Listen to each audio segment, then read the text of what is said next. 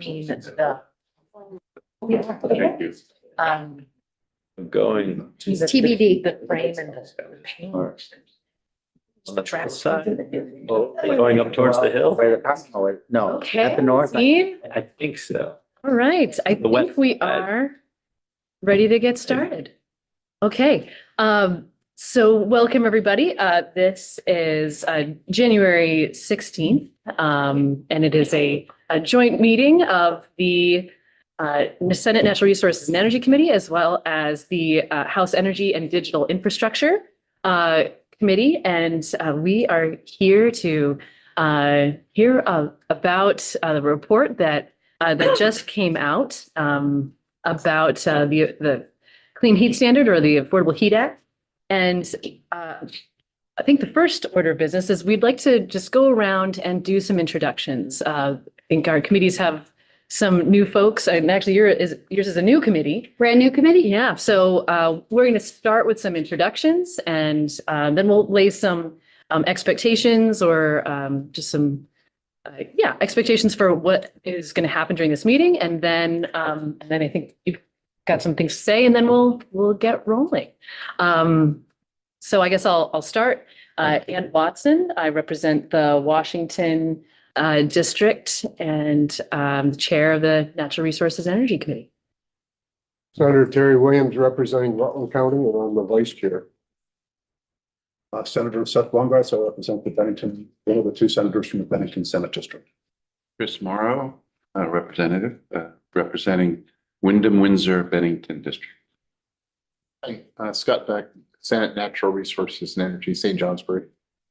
I'm Representative Dara Torrey, representing Washington 2 District. Representative Bram Klepner from Chittenden 13, which is Burlington. Ellen Cassiavas is in Legislative Council, and I work on energy, among others. Richard Bailey, Representative Lamoille 2. Michael Southworth, Representative Caledonia 2. Representative Christopher Howland, Rutland 4. Morning, everyone. I'm Senator Ruth Harding from the Addison District. Representative Scott Campbell from St. Johnsbury, Caledonia Essex District. And I'm Representative Kathleen James from Bennington 4 District, and I'm chair of House Energy and Digital Infrastructure. Great, thank you, everybody. And so just to talk a little bit about expectations, or start our thinking for this time, we're going to start with our Legislative Council to walk us through what is now Act 18, formerly known as S5, and just lay out what was in the bill, what was our charge. And then we're going to move to the chair of the PUC, Ed McNamara, to talk about this check back report on the Clean Heat Standard. And so we'll hear from that. And then just from some folks that were very involved in helping build this, from the Technical Advisory Group, as well as the Equity Advisory Group.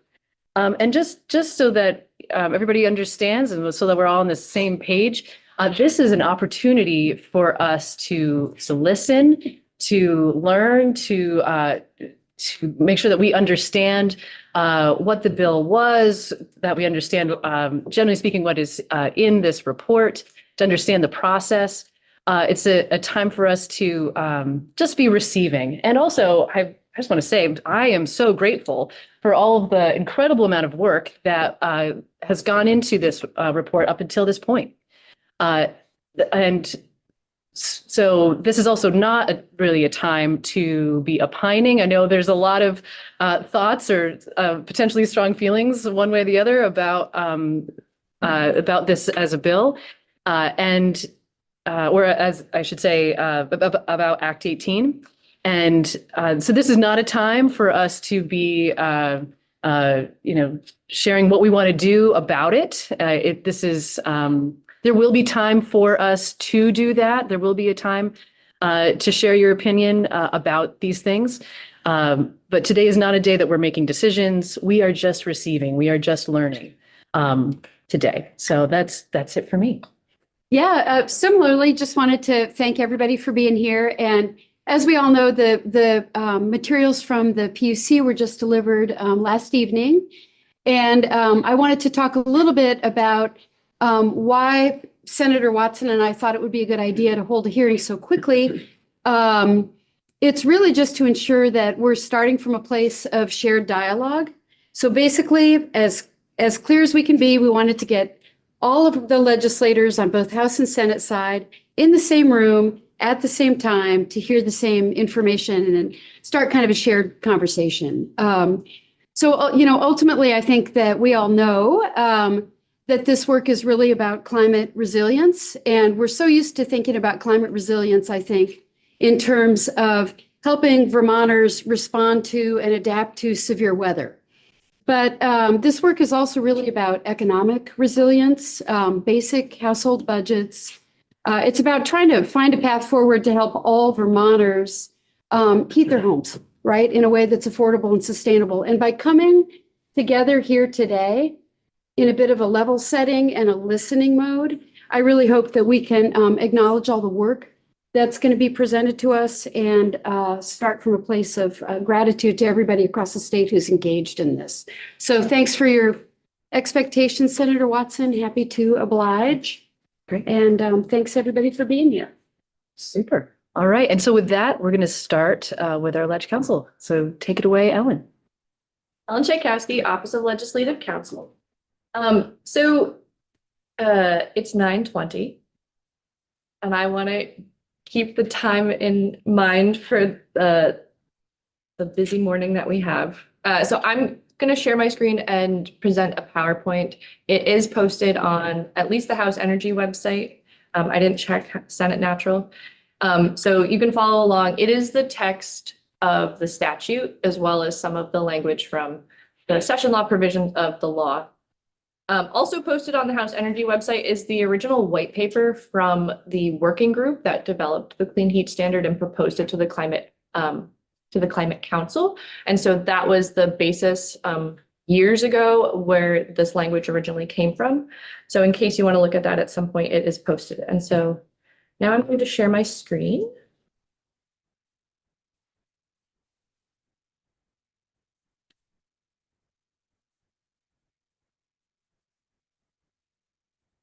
All right.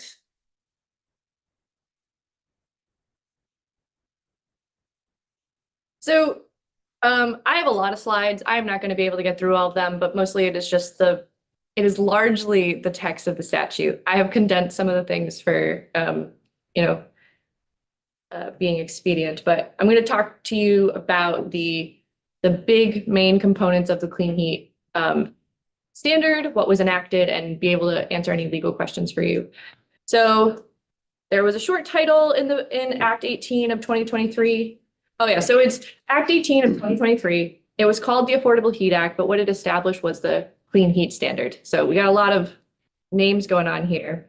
There's a findings section that references the Global Warming Solutions Act findings related to the effects of climate change in Vermont, as well as the greenhouse gas reduction requirements in the Global Warming Solutions Act. It also references the Climate Council and the Climate Action Plan, and specifically that the plan did call for the PUC to administer a clean heat standard. And that was based on the work the Climate Council had done on that white paper I mentioned.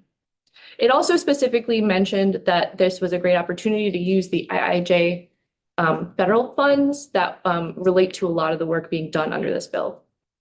Section 3 and then Section 6 are the biggest parts of the actual act. Section 3 created the statutory framework in Chapter 94 of Title 30, and I'm going to go through that now. So there is an intent section 8121 that lays out what the intent of the bill was. But section 8122 is sort of a summary section. I think it's important because it lays out the primary components in a pretty succinct way. So the Clean Heat Standard is established. Under this program, obligated parties shall reduce their greenhouse gas emissions, and they do this by retiring required amounts of clean heat credits. And they're doing this to meet the thermal sector portion of the greenhouse gas emissions required under the Global Warming Solutions Act.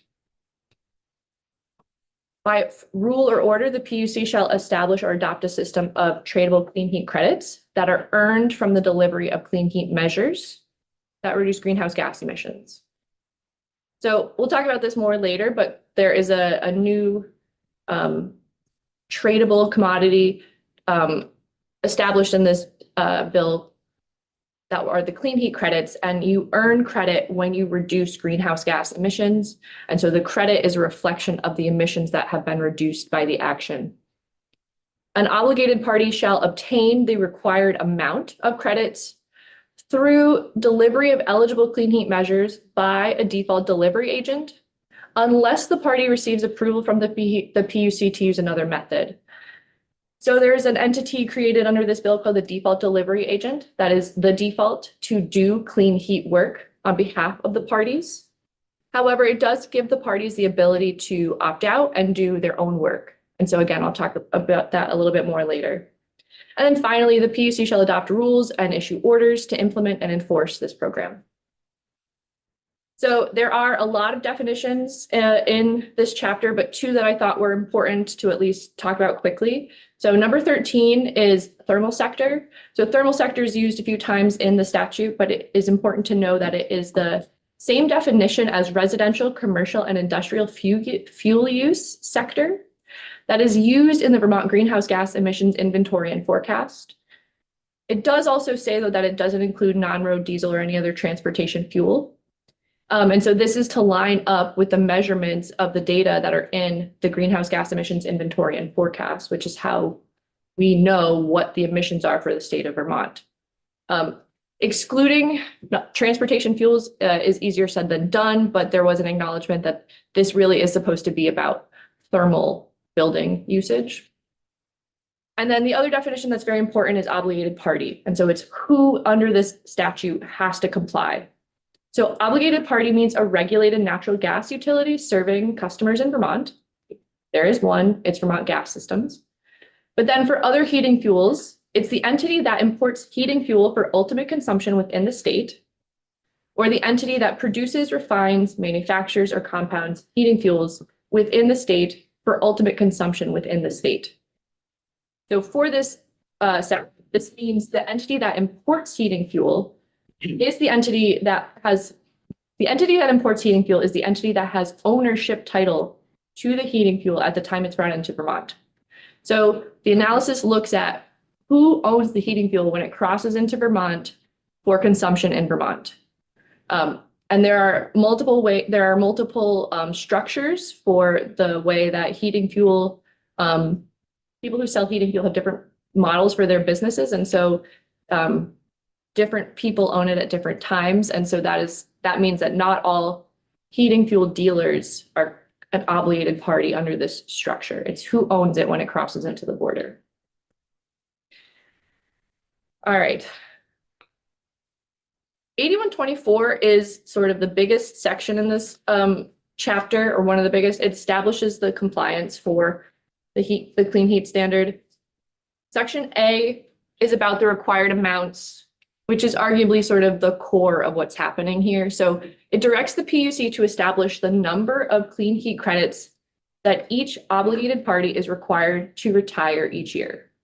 So each entity that imports fuel into the state will have a certain amount of credits they will need each year based on the amount of fuel they sell, which corresponds to how many emissions from the fossil fuel sector for the thermal sector.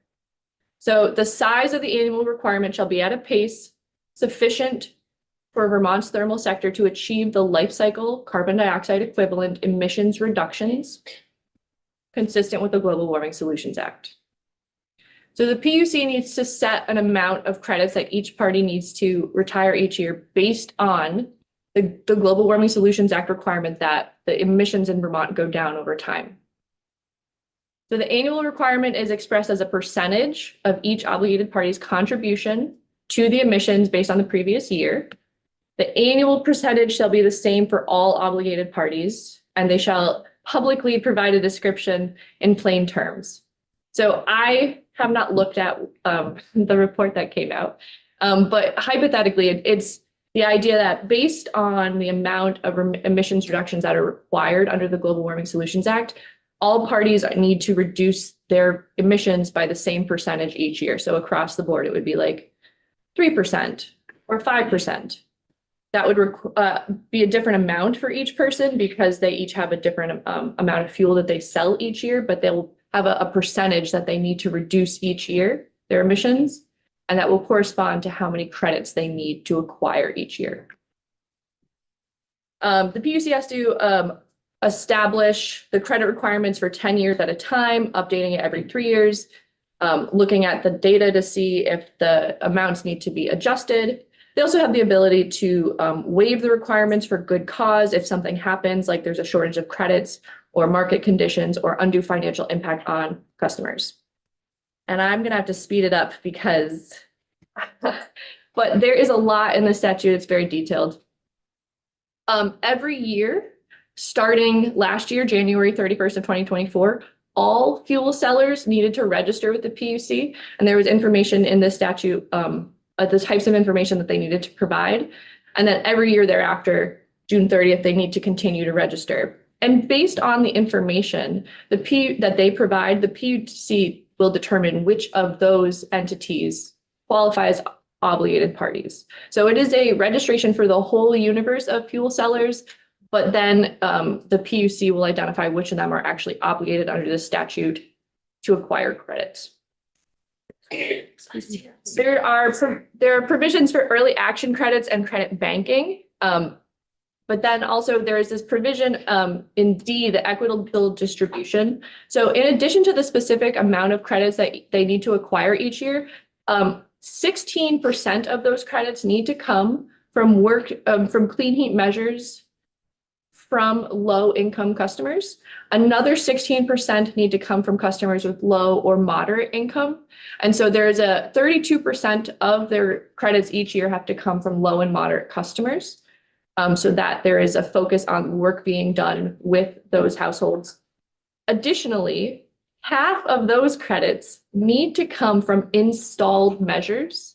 And so there are two sort of types of clean heat measures. There are the provision of fuels that have less emissions, like biofuels or renewable gas. But there are also measures that are installed measures, like weatherization of the home or clean heat or cold climate heat pumps, hot water heater pumps. So there are the installed measures or the provision of fuel. So half of those credits have to come from measures that are actually installed in the homes to ensure that work is done in low and moderate income households. The PUC has enforcement authority, and there's a non-compliance payment if a entity fails to require all their credits for a year. So then the next big part of this statute is the 8125 establishes the default delivery agent. So this program set up that the PUC is going to hire an entity to do statewide clean heat work. They have to provide a variety of clean heat services. They can't do sort of just, they can't just be like someone who installs heat pumps only. They need to do a variety of activity. And the reason is because the default is that the obligated parties will pay a credit fee to the default delivery agent to accomplish the work that will reduce the greenhouse gas emissions. So the PUC has appointment authority to by either order or contract hire an entity to do this work, and they will supervise this entity. So the default is that all parties will pay their credit fee to the default delivery agent, who will then use that money to do clean heat work in homes.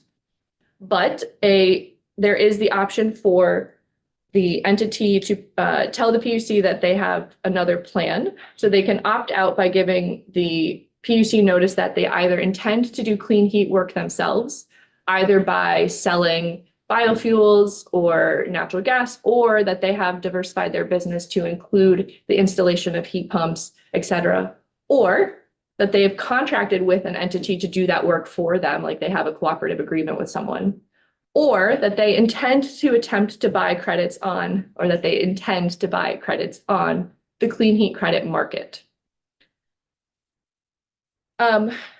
The PUC is to work with the DDA to establish a budget. They have until September 1 of this year to establish the budget, which means before September 1, 2025, the PUC will need to have hired the entity to be the default delivery agent. And then they will have the ability to revise the budget based on what the actual required amounts are per year and how many of the obligated parties are actually going to be using the services of the default delivery agent. So then there is a rulemaking provision here in 8126. The PUC does have the authority to adopt rules. They were required to adopt rules on this program and has the authority to issue orders.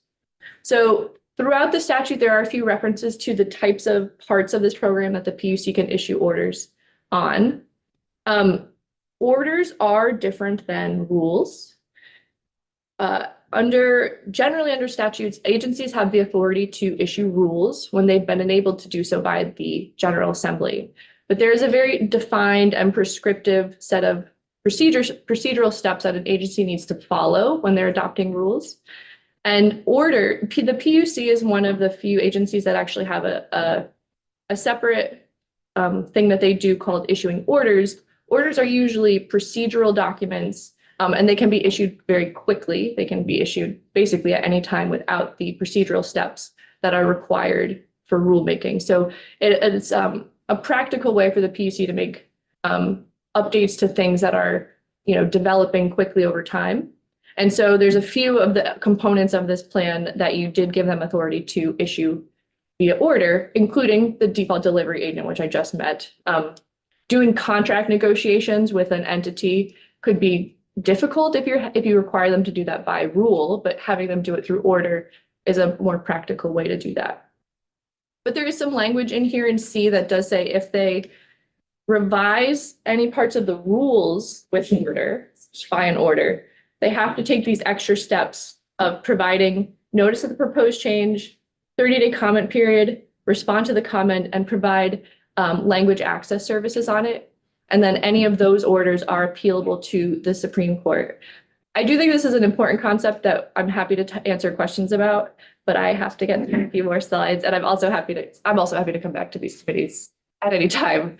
There's a lot to cover in this program. 8127 establishes the tradable clean heat credits. If you have any familiarity with renewable energy credits, it's a very similar concept. When you generate energy, if it is renewable, it has the attribute of both being energy, but also being renewable. And so you generate a credit for it being renewable.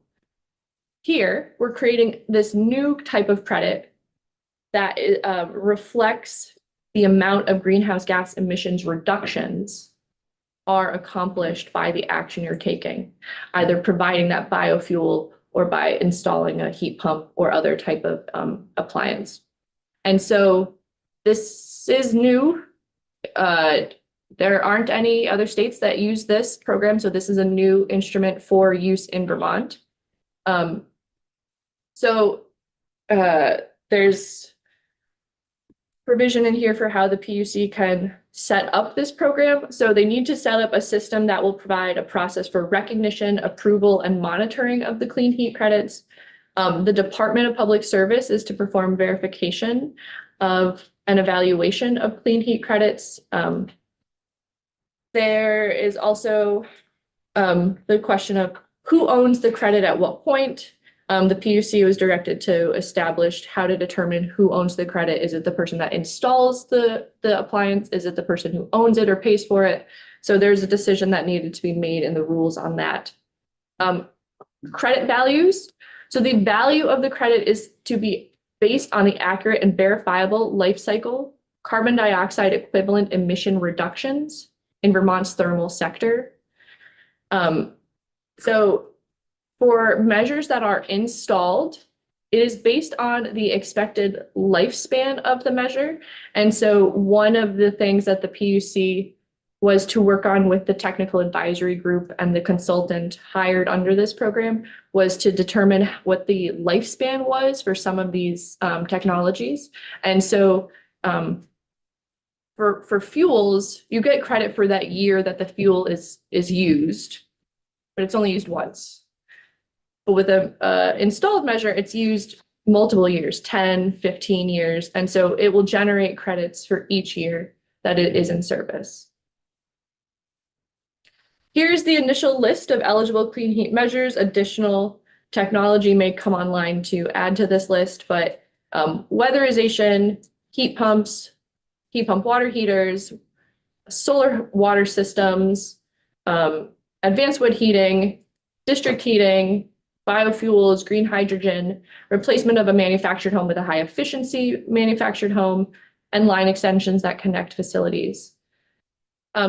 So there are entities doing this work that are not necessarily fuel dealers. There are a lot of contractors who are already doing this work. Efficiency Vermont does a lot of work on this. And so those entities that are already doing this work will be generating credits, and they will have the ability to register their credits in the system and sell them on the market, which is an option for the obligated parties to use. They could be looking to see who is generating credits and who they could be buying credits from. For renewable natural gas to count under this program, the obligated party has to have the full contractual pathway, demonstrate that they have the gas from the point of injection to the through the rest of the system. Can I do a time check on what you're thinking of how long I should go? So if we were sticking to the regular agenda, you'd have 5 more minutes. However, well, how much more do you? I can I'm on a skip ahead a little bit. Okay. The credits, there's a lot of information on how the technical advisory was to evaluate the credits and what kind of information they would need to make the determination for their value. But I can skip ahead to the other legal aspects of this program that I think you maybe want to hear from me. So 8120 established a technical advisory group, which is a group of 15 members that were appointed to assist the PUC with this long list of tasks. And I do think you're going to be hearing more about them later, but this is a group of people who have some relevant expertise and experience in this area to assist the PUC in making some of the decisions related to this program. And they also hired a third-party consultant to help assist in developing the information regarding the clean heat credits and how much everything is worth.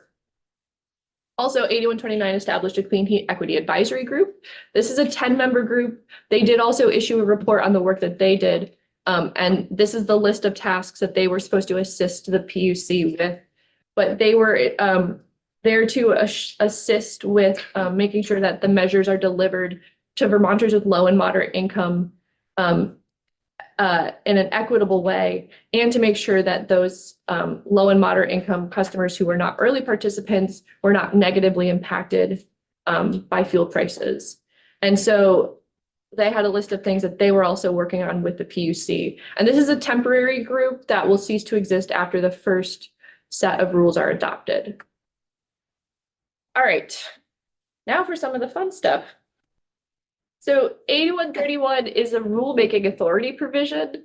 And so it says, notwithstanding any other provision of law to the contrary, the PUC shall not file proposed rules with the Secretary of State implementing the clean heat standard without specific authorization enacted by the General Assembly.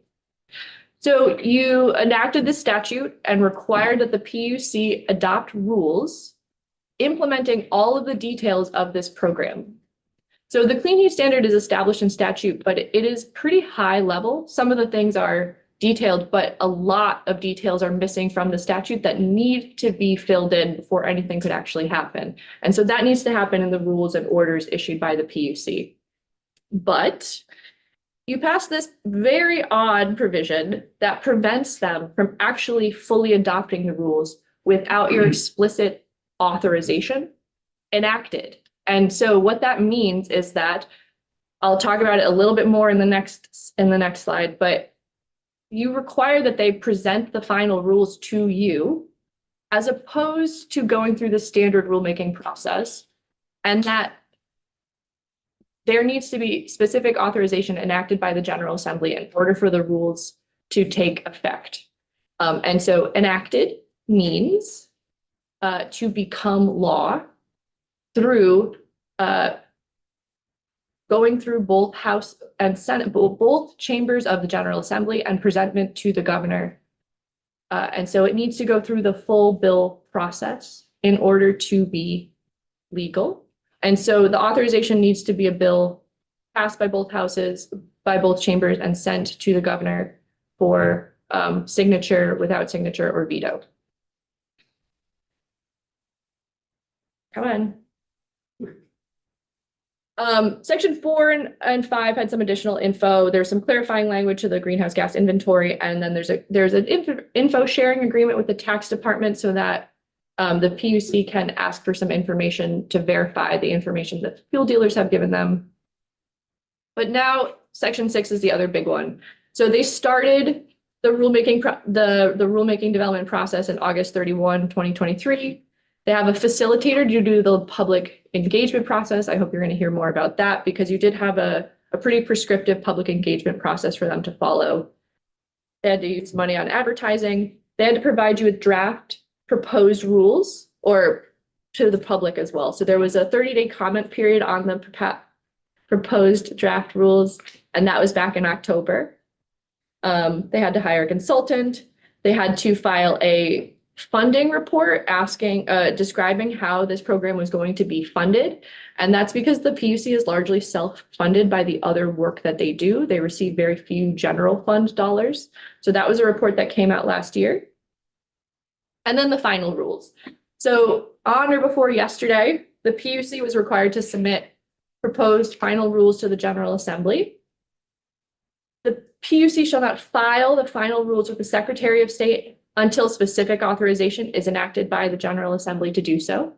And so filing with the Secretary is one of the last steps before a rule becomes effective. And so again, this is the second time it's saying that the rules cannot happen until the General Assembly passes a law saying they can do so. And then sections 2 and 3 waive some of the steps of the regular rulemaking process. And that is because you provided a pretty specific set of public engagement that they had to do, which is sort of redundant, but over and above what is required for general rulemaking. And so some of those rulemaking steps are waived in 2 and 3.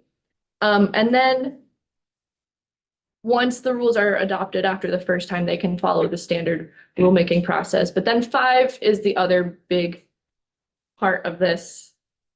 The final proposed rules shall contain the first set of annual required amounts of obligated parties. So the amount that they have to, the amount of credits that they need to have each year in order to comply with the program needs to be in the first set of rules. They shall only be adopted through the rulemaking process, not through an order. So this is to clarify that the primary component of the clean heat standard needed to be in this final set of rules. They cannot adopt it via order because without this, the rest of the program won't actually function. So while they are able to take action via order for a few things like hiring the default delivery agent or establishing the credit system, those things don't matter if there's no actual requirement established for the parties to comply with. So without the General Assembly adopting a new law authorizing this to move forward, there is no obligation to retire any credits on the parties. And there's some check back reports that have already come back. There you go. That's the end. Thank you so much, Ellen. Rockstar for being able to make your testimony compressible. So thank you. I know there may be some clarifying questions. Yeah, go ahead. Thanks, Senator Watson. I do have one clarifying question. I just wanted to make sure that I correctly understand that it's my understanding that the legislature, now that the rules have been delivered, is not obligated or required to take any action. Legislatures can't bind, future legislatures can't ever make a legislature do anything. But what this did was direct the PUC to undertake all of this work and say that they cannot move forward until you do something, but it does not provide any deadline by which the General Assembly has to take any action. Thank you. That being said, I'll just say there are multiple references to this program being set to assist in meeting the 2030 Global Warming Solutions Act requirements. So that I haven't looked at how the report is structured, but I think a lot of the language aimed at this is something that is intended to help reach that requirement. So it doesn't say when you have to act, but I think there's a suggestion. Go ahead. In that scenario where the General Assembly doesn't act, we still have a whole pile of distributors out there that are, selling these types of fuels. They've been required to register and some haven't registered. I understand some of them may be facing fines if they don't register. If we don't even vote on this, what happens to all those, if we don't vote today, that's fine. Like you said, we could vote a year from now, 2 years from now. Does that whole registration requirement and everything remain in place for all these distributors? The registration requirement does remain in place, yes. It's in the statute. Okay. All right. Thank you. Thank you. Any other clarifying questions? Oh, yes, go ahead. Senator Williams. Question, is natural gas companies included in that list of? Yes. Yep, Vermont Gas System is one of the obligated parties. Any other clarifying questions? Okay. Thank you so much, Ellen. So grateful. Okay, and so next we're going to invite up the chair of the Public Utility Commission, Ed McNamara, and to tell us about this report.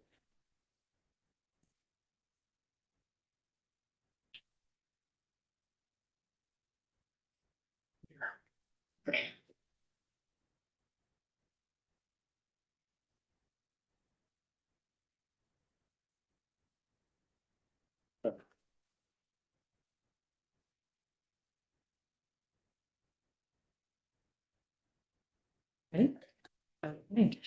Great, thank you. I'll let you introduce yourself. You were here for our introductions, and then I'll let you take it away. Great, thank you. Thanks. Excuse me. So I'm Ed McNamara. I'm Chair of Public Utility Commission.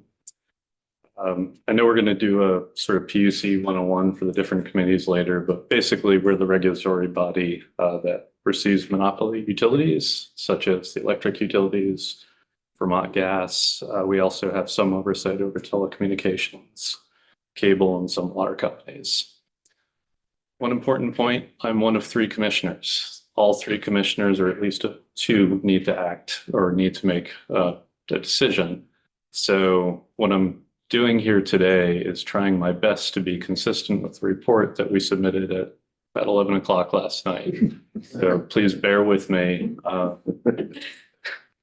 Hopefully I'm consistent with all that. If I say something that's slightly inconsistent with the report holds. So just to be really clear.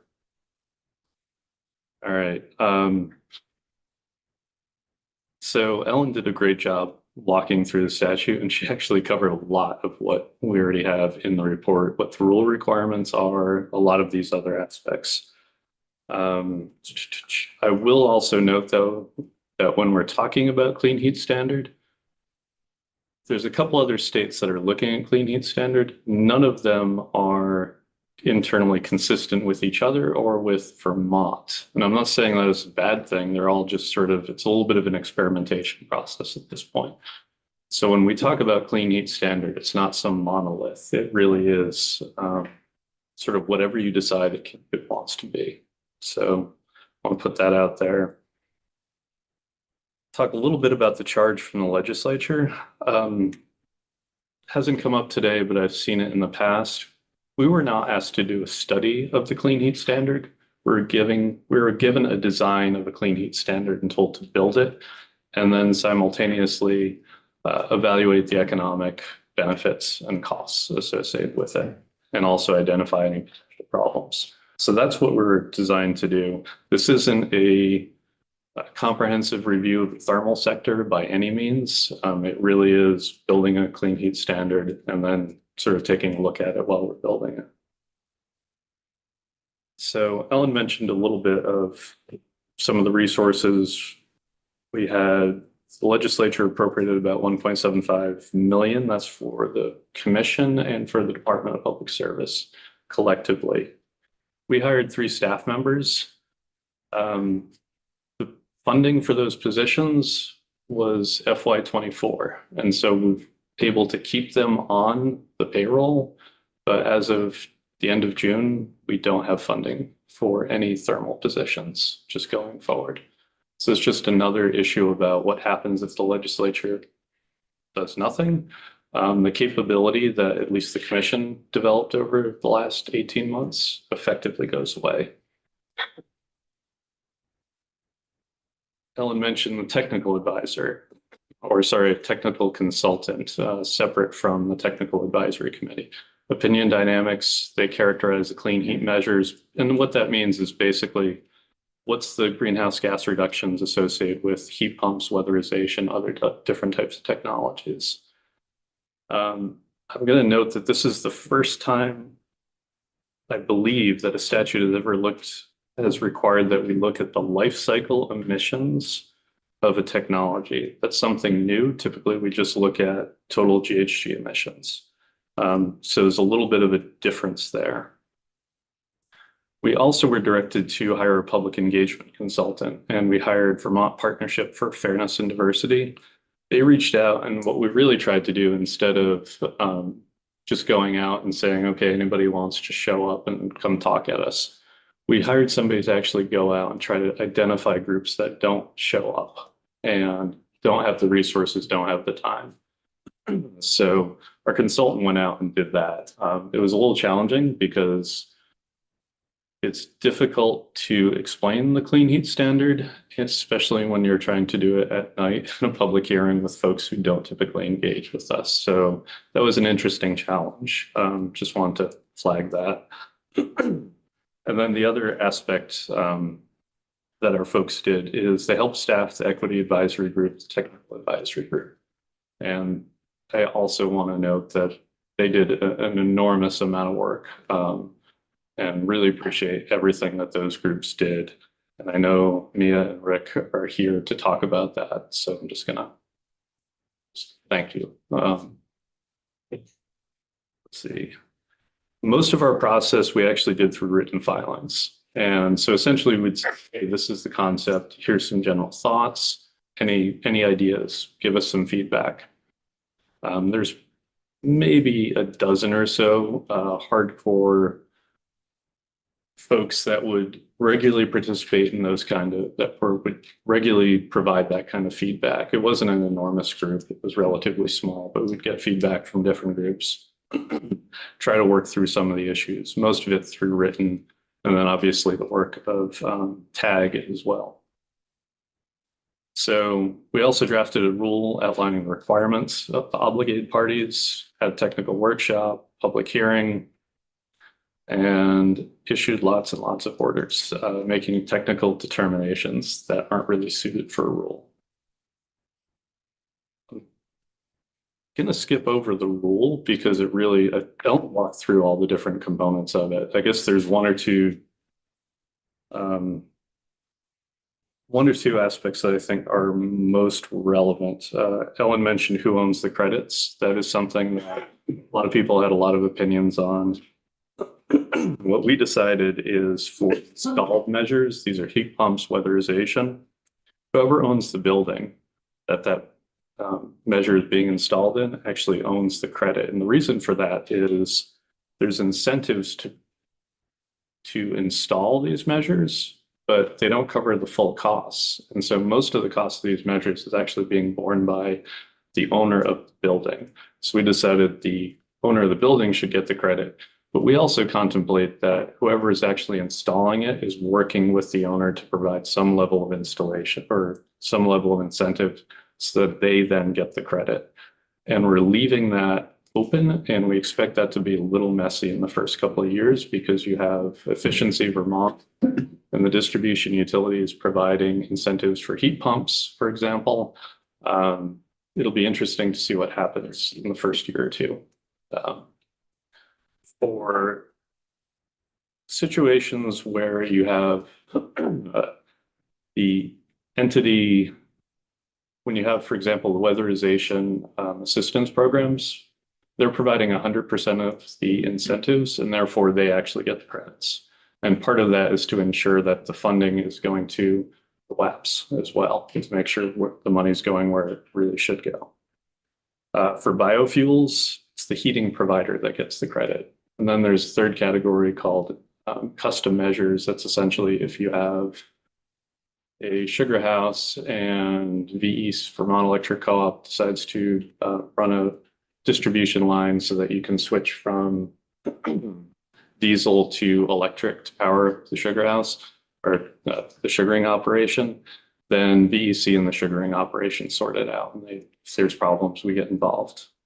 So that's who owns credits. Let's see. I do apologize. We finished this up around 11 o'clock, so it's still reading this morning. Let's see.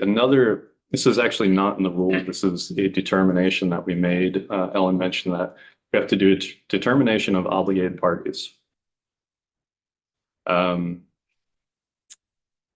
Believe there's about 90 obligated parties. And in our determination, what we said is we do not have enough information. We know that it's wrong, our determination, and we don't really have great means to figure out how to make it accurate. The amount of data out there, the heating market is incredibly complex. There's a lot of different actors, and especially for the definition of obligated parties, where it's who brings fossil fuels into Vermont and then also who sells it or within Vermont, makes it interesting because you can have, for example, one company going to New Hampshire, picking up fuel, bringing it into Vermont. That company then sells to 3 different companies, one of whom then brings it back to New Hampshire to sell it to residences in New Hampshire. We don't have great information to be able to dig into this, and heating market currently is vastly different than the electric side, where we have well over 100 years of history of regulation. The utilities know exactly what to do, when to do it, the reports, what report to look at. We don't have that, and so we're going to need to build that up. So determining the obligated parties is going to be challenging, at least under the current construct that are out in Act 18. In terms of the percent reductions, so from 2026 to 2029, obligated parties have to reduce their GHG emissions by roughly 10% year over year.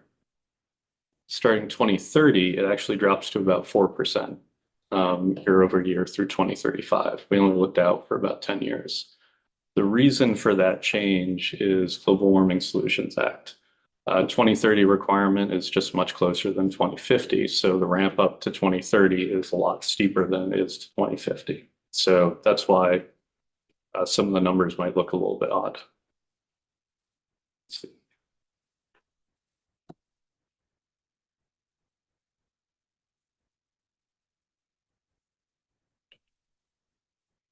We do still have some work left to do on clean heat standards, not a full program yet.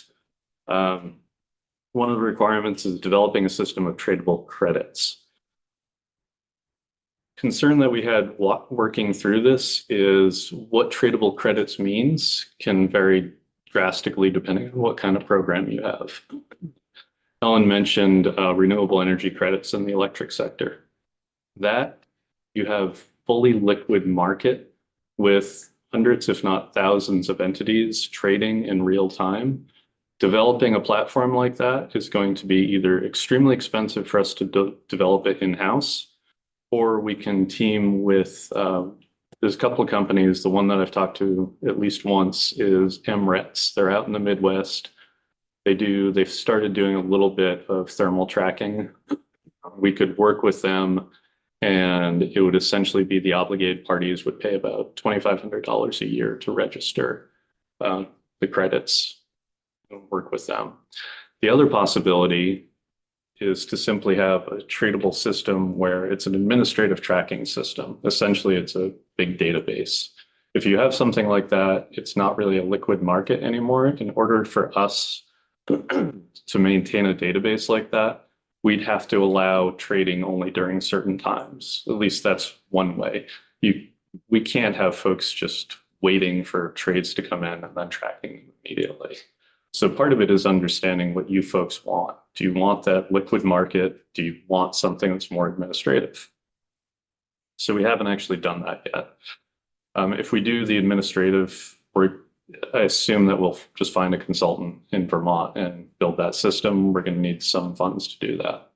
Probably not enormous, especially compared to the cost so far, but some funds. The other piece that is, and Ellen mentioned this, default delivery agent. So we don't have a deadline for appointing a default delivery agent, but we do have September 1st to actually have to approve the budget for default delivery agent. We've done a fair amount of work to define what that actually means. What is the default delivery agent doing? One of the concerns that we have, there did not seem to be a lot of interest in anybody doing it, and I understand that. There's a lot of work to develop a proposal to be a default delivery agent, and given the uncertainty about this legislation, I don't know any company that would actually put something forward. So we should have discussions about what are the expectations of the default delivery agent. That is actually one other aspect that is still in statute. If you choose to do nothing, we still have an obligation to set a DDA budget by September 1st. It's not clear that we'd actually even have a DDA to set the budget. So just being clear about that.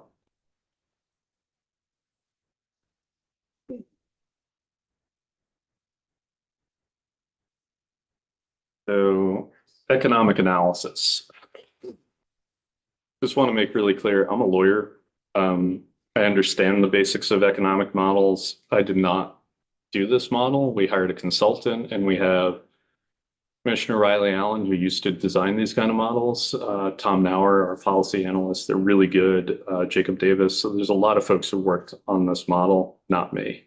So I'll give some high level. I want to start with, I want to heavily caution that costs and benefits are very, very difficult to estimate. So in addition to the assumptions around costs to incentivize clean heat measures, you need to assume a measure mix. In other words, how many heat pumps, how much weatherization, how much biofuels. We can assume that, and it's not going to be reality. Reality is always messier than you assume in a model. And so what we did is we looked at what the Department of Public Service potential study.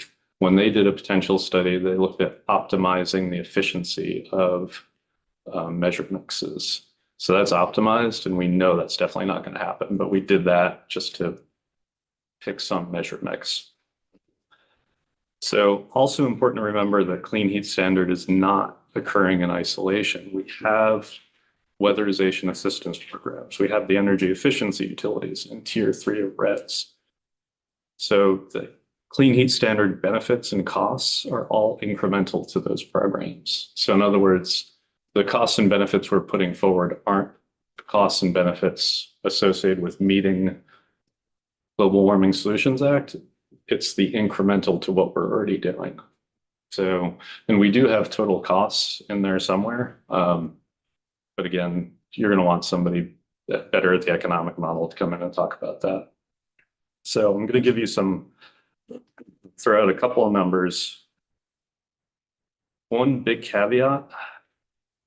First, I should actually talk about just costs and benefits. When you talk about cost, the program costs, how much are the incentive levels?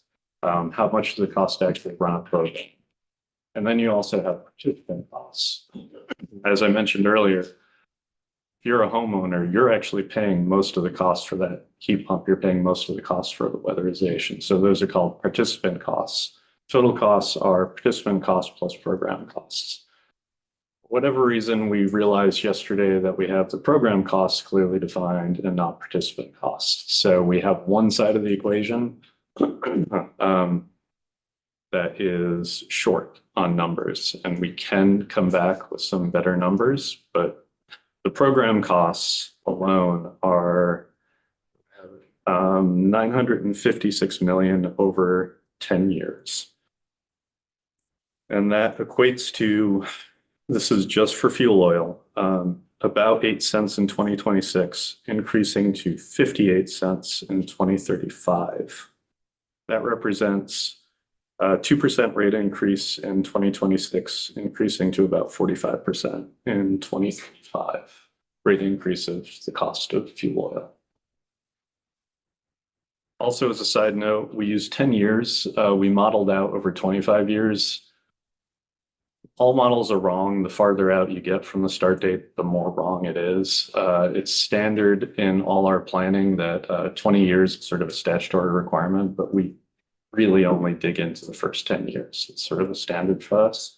So that's why we're giving you 10-year numbers. In terms of benefits, the benefit side has these few different aspects. People are going to save money if they reduce their fuel costs in most cases. If you have oil and propane, you're likely to save money if you install a heat pump. If you have natural gas, it's going to cost you more to install a heat pump, your total heating load. But most of Vermont is actually not natural gas. Most of it is heating oil and propane. So in general, you've got the value of those decreased fuel costs. You also have the social value of reduced greenhouse gas emissions. I don't have this broken out right now, but the total of those two numbers is 1.5 billion over 1.5 billion over 10 years. So again, cautioning that's the total benefit. We don't have the total cost at the moment. I also want to note too that the measure mix heavily relies on biofuels. Biofuels are one of the less expensive clean heat measures, at least in the near term. And so that significantly dampens the cost. As you go forward, you're going to hear from a lot of folks who are going to tell you that biofuels should not be included in any program. So we heard that a lot. You're going to hear that a lot. And just want to flag that because it'll play into the costs of anybody. We also looked at some potential problems associated with clean heat. First one is definition of obligated party. Ellen walked through this. I mentioned this earlier, heating market, really complex.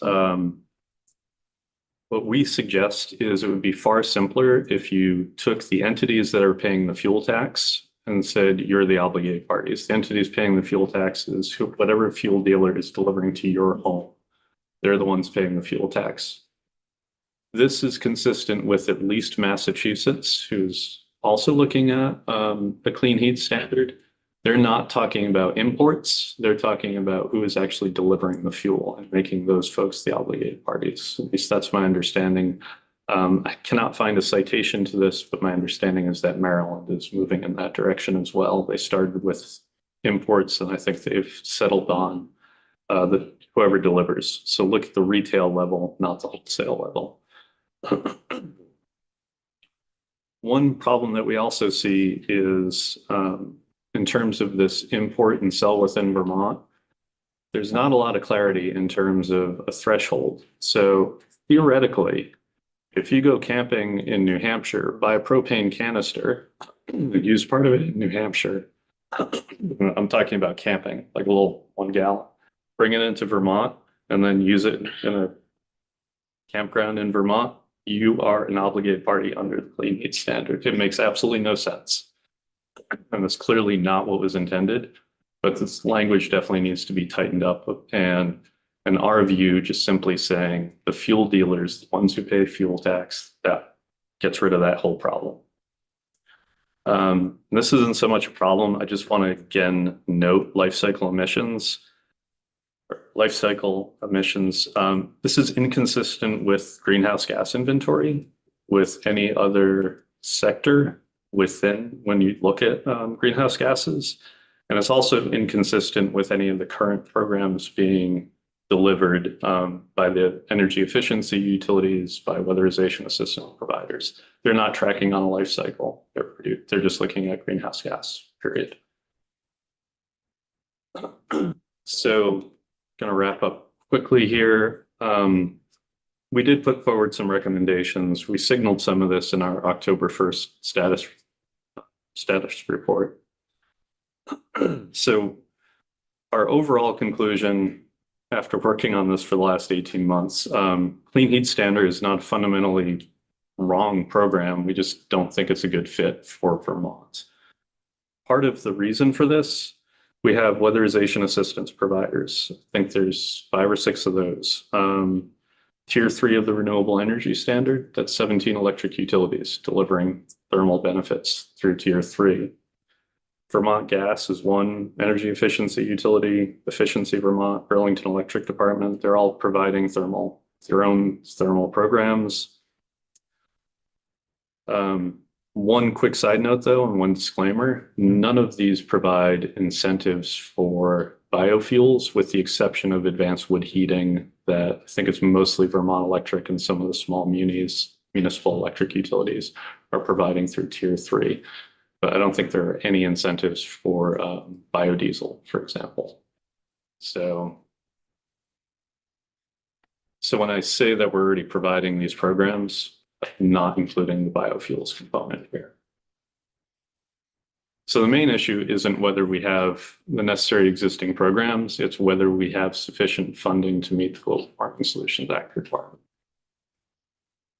So we put forward a couple of different ideas for this. One simple one that we proposed in 2021, increase the fuel tax. The other one that we actually sketched out a little bit more, we proposed this in 2021, we modified a little bit.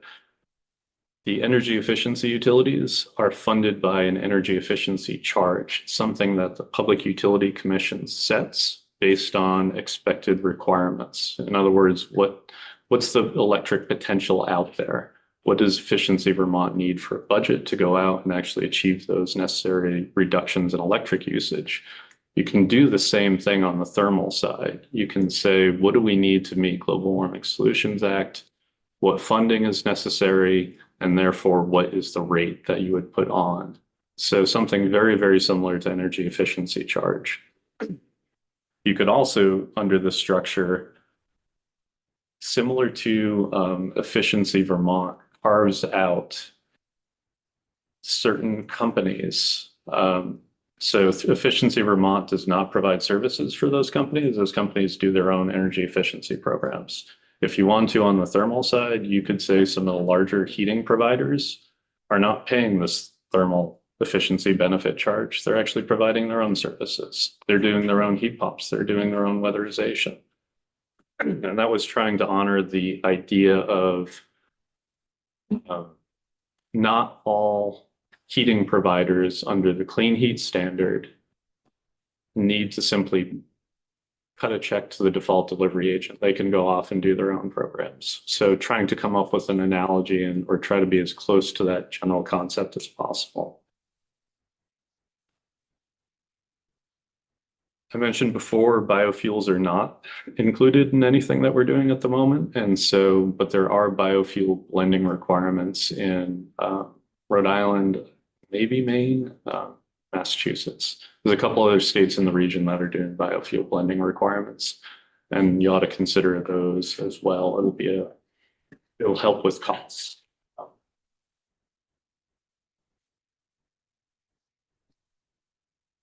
That's about it. And again, I'm usually more coherent than this. You've done a great job. Thank you. Sorry, so we're going to open it up to clarifying questions at this point. Yes, Sure. Representative Thank you, Campbell. Senator Martin. I'm interested in a little bit more fleshing out of the energy efficiency charge idea and how that would apply to entities, dealers, fuel dealers. First of all, how I guess the PUC would set such a rate and how that would apply to dealers that are installing heat pumps, for example. You could kind of talk about that a little more. Yes, so we very deliberately did not I know put this a lot of flesh on the bones. And just to be clear, the reason that we did that is, at least from my perspective, I think you need to hear from all the different entities already delivering programs, hear from them first, and not have some energy nerd come in and tell you how to run your system. Like, you need to hear from the folks actually doing. So that said, I think of the heating providers here, sort of obligated parties, or anybody who's paying the fuel tax would be the one paying the thermal energy benefit charge. The way that we would set that is we would look at what are the existing programs already doing? How much progress are we already making? And what's the delta between progress we've made and what we need to do under statutory requirements, Global Warming Solutions Act? We'd have to go through a similar process of estimating how many heat pumps versus other things. So it's not going to be a direct match. And I think it would be also asking all of the different current providers, the weatherization assistance providers, the EEUs, and the electric utilities. What are you seeing from your programs, and where do you think funding is necessary to actually get you over this hump, to get more savings? So we'd set the rate based on what we think the measure mix ought to be, what the cost is likely to be to get there. Money would be collected presumably by the tax departments, since they're collecting the fuel tax and it's the same entities. It'd probably be the most efficient.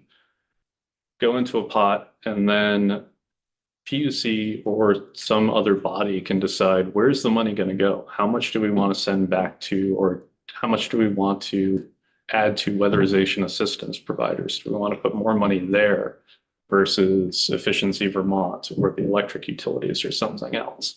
So that would be the concept. It's a very broad concept at this point, but it would be very similar to, at least I keep thinking that it's similar to the energy efficiency charge we currently have.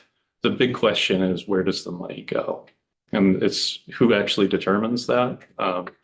Under the way I've been thinking about it, it would be the PUC, but it would need a lot of guidance and public input, obviously.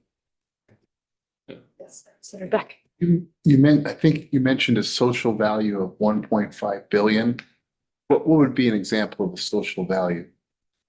So 1.5 billion actually has two different components. One is the reduced fuel cost for anybody, and that just reflects the fact that as people put in heat pumps, if you currently have oil and propane, you're likely to save money by putting in a heat pump. So part of that 1.5 billion, I apologize, I don't know off the top of my head what component, reflects savings for Vermonters. So that's actually sort of dollars saved.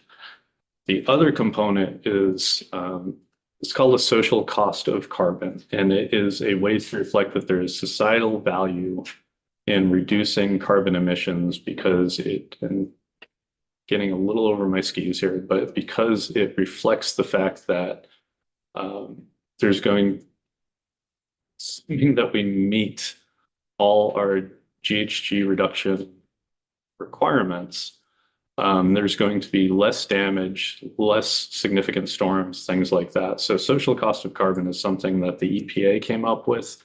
The Climate Council adopted it. I don't know that number off the top of my head, but it's essentially, it's a construct. It's very commonly used in the energy efficiency space. They've been doing something equivalent to that for 20 plus years. Okay. On the cost of Vermonters, does that include the installation, capitalized cost of the installation, or is it just on the operation? This is just on the benefit side. So it's just the reduced cost on the operation. On the operation. Yeah, you're correct though, that and that's what I was trying to say earlier about, we have the program costs, how much it costs to provide incentives. We don't at the moment have participant costs. So if you put a heat pump in your house, it's going to cost you. Yeah, it's a capitalized cost there. Exactly. Sure. So we don't have that. And so that reduced energy cost needs to be paired with the increased or the cost of installation. Okay. Effectively net it out. That's what you should be doing. Okay. So, thank you. Yeah. Thank you. Senator Hardy.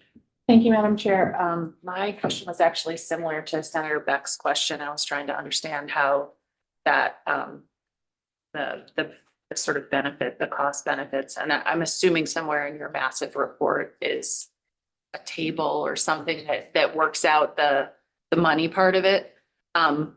There's a couple of tables in the report. Again, we're missing one component, and I'd love the opportunity to make sure that we have the folks who actually did the model and can really answer all the questions, provide much more detail than I'm able to, and that actually has a more complete set of numbers Okay. than we have currently. That would be great in the future. And I also just want to say that I'm really sorry that you had to come in and give this report the day after. It was a little cruel. So thank you for all of your work and for showing up on a day that you're clearly tired from all of this massive amount of work. And thanks to you and your team for doing it all. Thank you. I appreciate that. And I also, I completely understand why we're doing it today. It was, my initial reaction was, you want me to do what? And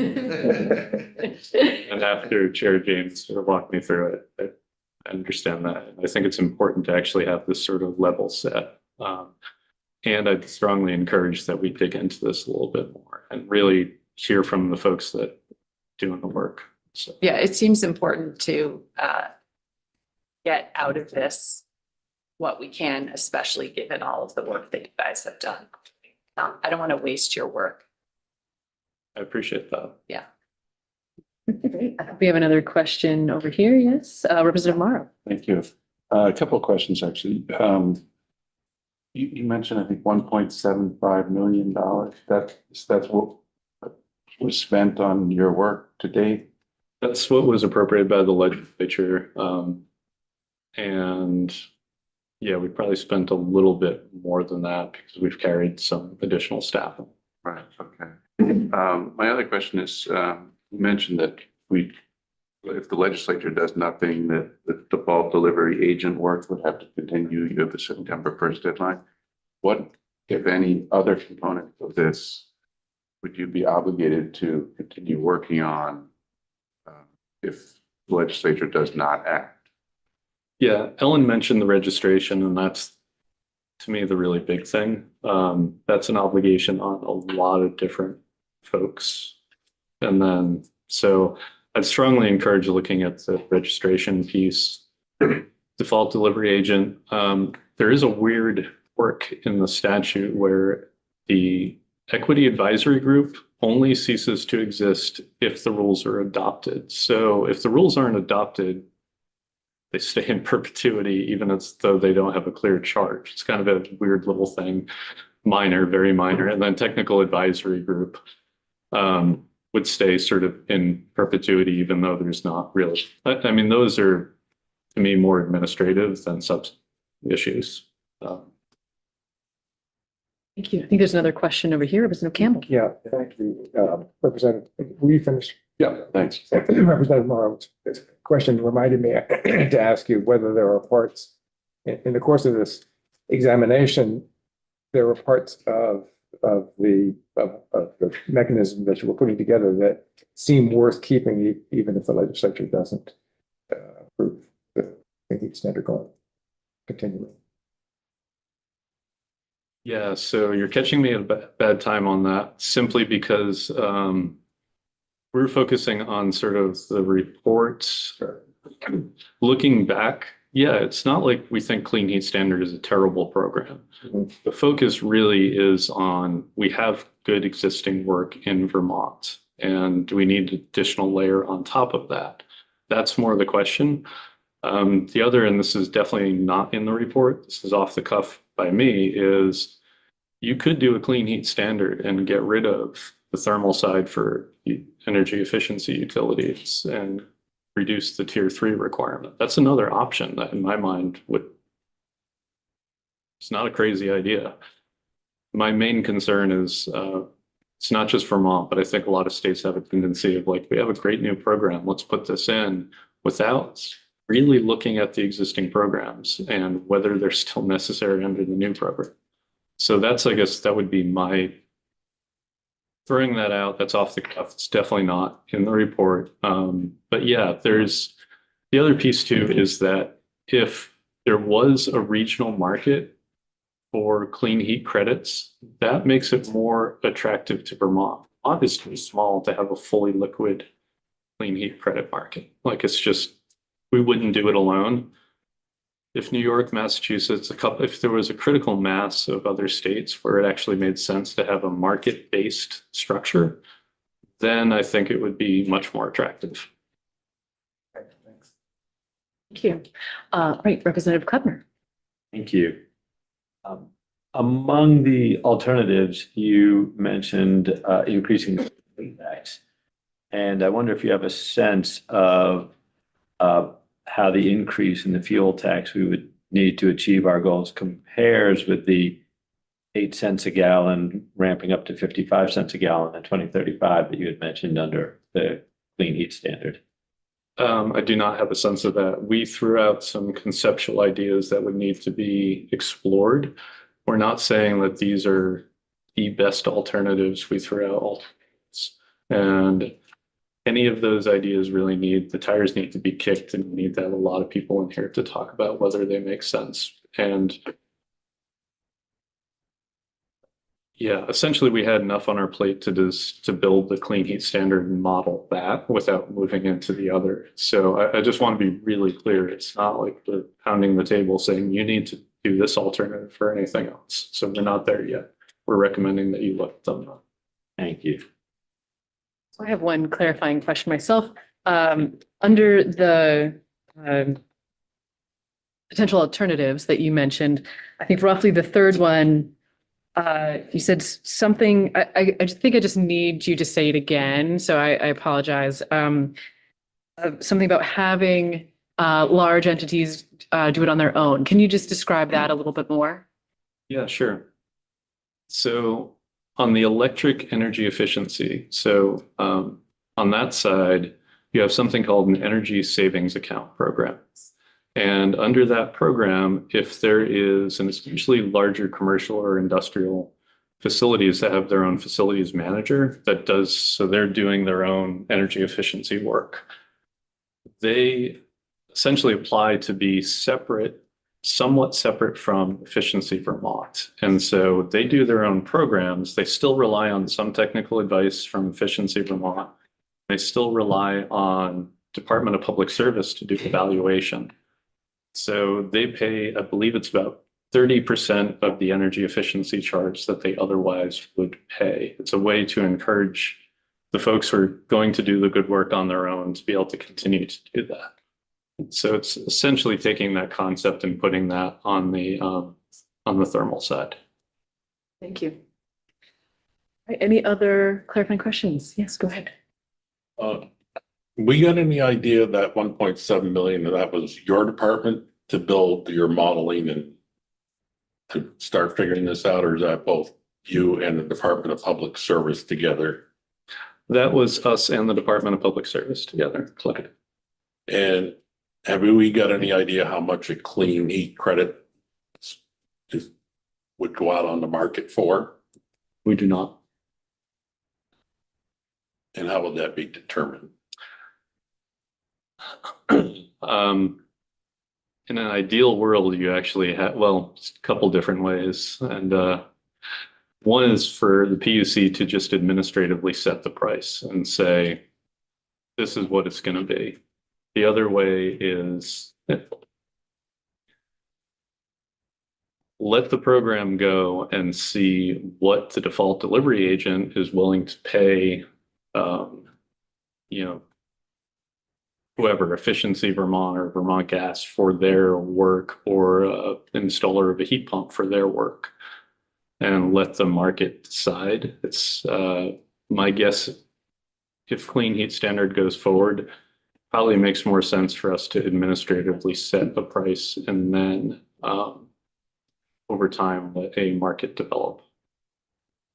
And I'm sure technical advisory group Rick Weston is going to definitely have some really good thoughts on that one.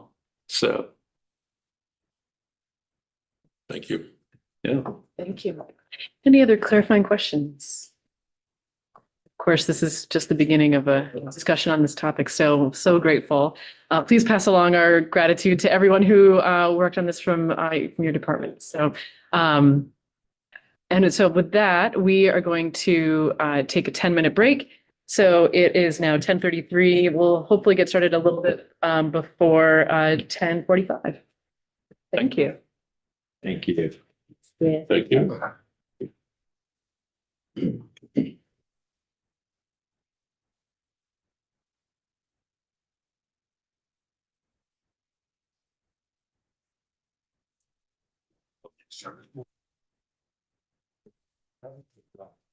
Used to be the service board.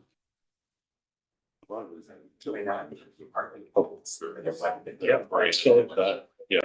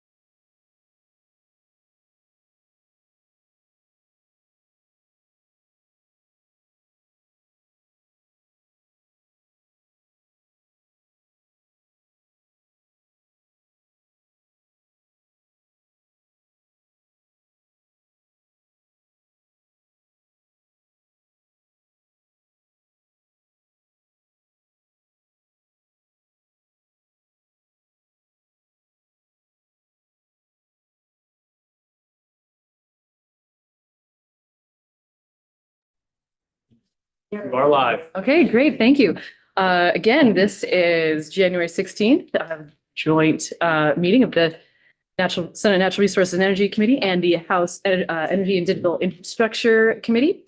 And we are coming back from a break, and we have Mia Watson here to tell us about the Equity Advisory Group and potentially their report. So yeah, I'll turn it over to you. Great, thank you. I'm Mia Watson. I'm Special Programs Manager at Vermont Housing Finance Agency, where I oversee much of the agency's energy policies and programs. But here, because I'm the chair of the Equity Advisory Group. Act 18 created the Equity Advisory Group and charged it with assisting the Public Utility Commission in developing a clean heat standard to equitably serve all Vermonters. EAG is a great group of people with extensive experience in the needs of low and moderate income households and delivering weatherization and efficiency programs. In addition to significant amounts of guidance produced by the group over the last year for the PUC, we also produced a final report for the legislature, which I understand you've received. Really proud to say that despite a difficult process of getting a report written by committee in a public meeting process, we unanimously adopted the suggestions in the report and I think produced a really comprehensive overview with a lot of suggestions for how to promote equity. The report acknowledges that the status quo that Vermont is currently facing is highly inequitable. In Vermont, higher income households use more energy and they produce more emissions than lower income households. However, the energy burden, the cost of paying for energy in relation to the total budget is much higher in low income households, and they're more likely to rely on expensive and price volatile heating fuels. National research shows that low income communities, especially those predominantly for people of color, are much more likely to see greater impacts of climate change.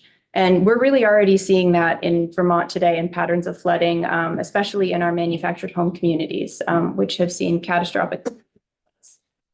Research from Efficiency Vermont shows that the Vermont towns with the highest energy burdens, which also tend to be lower income communities, also have had significantly less adoption of cold climate heat pumps and other efficient technologies to date than higher income towns with lower energy burdens.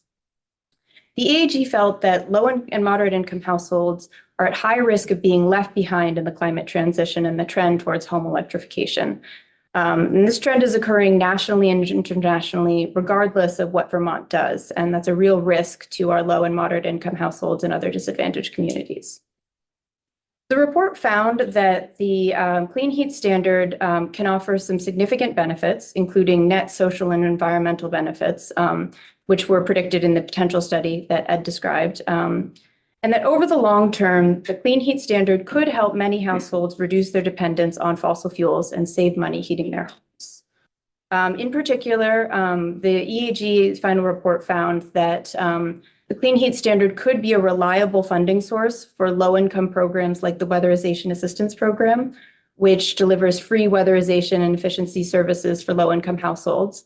For reasons I'll discuss later on, we suspect that low-income credits that are obligated under the Clean Heat Standard are going to be more expensive and difficult to obtain, therefore making obligated parties rely heavily on programs like the WAP program to achieve those credits. WAP has seen really variable funding over the last several decades, which has made it difficult for them to reliably staff and keep experienced workers in their programs.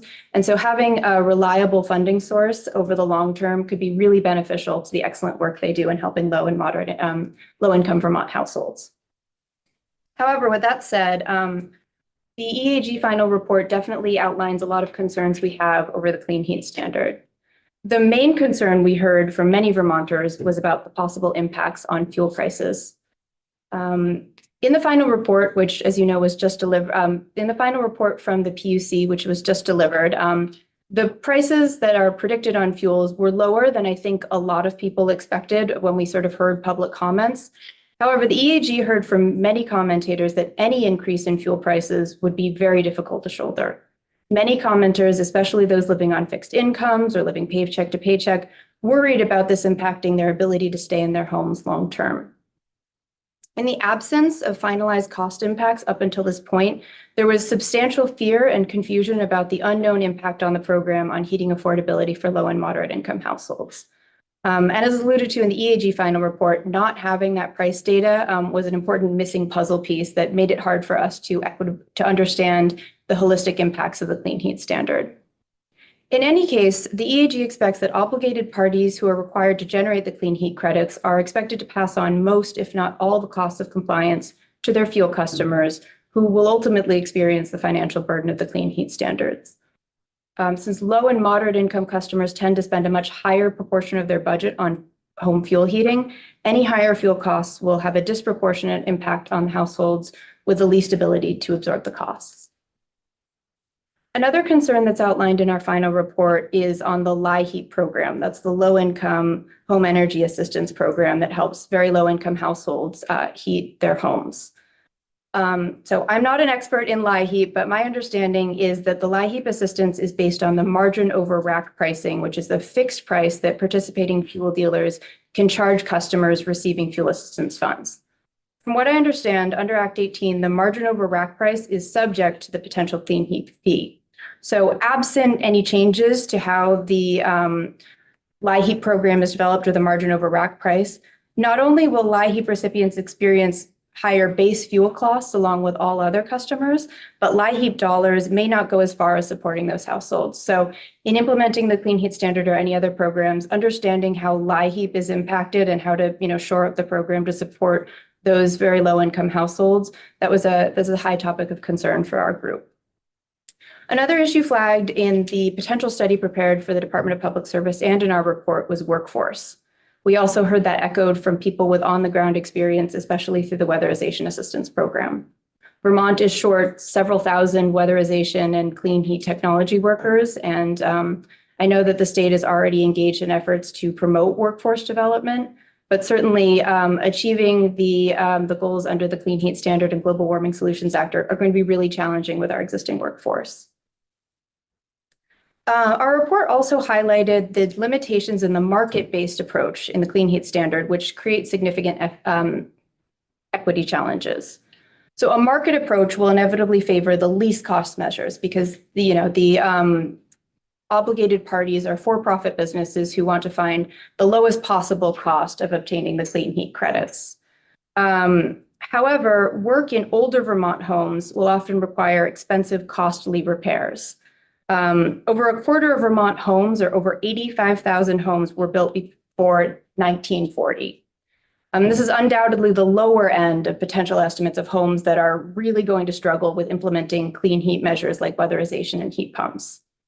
The EAG report estimates that a project to install a heat pump and weatherize a single-family home could easily cost over $20,000 just for commonly encountered home repairs like vermiculite remediation and electrical panel upgrades. There's also additional less commonly encountered but still frequently encountered issues like knob and tube wiring, lead paint, and other issues, structural repairs that have to happen before any upgrades like weatherization and heat pumps can proceed.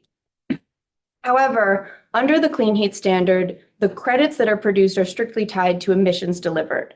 That means that under the Clean Heat Standard, there's absolutely no economic value related to the home and the home repairs. So obligated parties are not going to be very quick to do programs like home repairs if there's any other way of obtaining the credits that they're required to. I'm sure that this will still happen to an extent under programs like the Weatherization Assistance Program, but especially in the early years of the program, obligated parties are going to try to find the cheapest ways of doing these. And that means that homes that are older or occupied by lower income households are going to be sort of last on the line of projects that you'd like to invest in if you're able to make a choice. There's also no guarantee that homes will be weatherized before heat pumps are installed.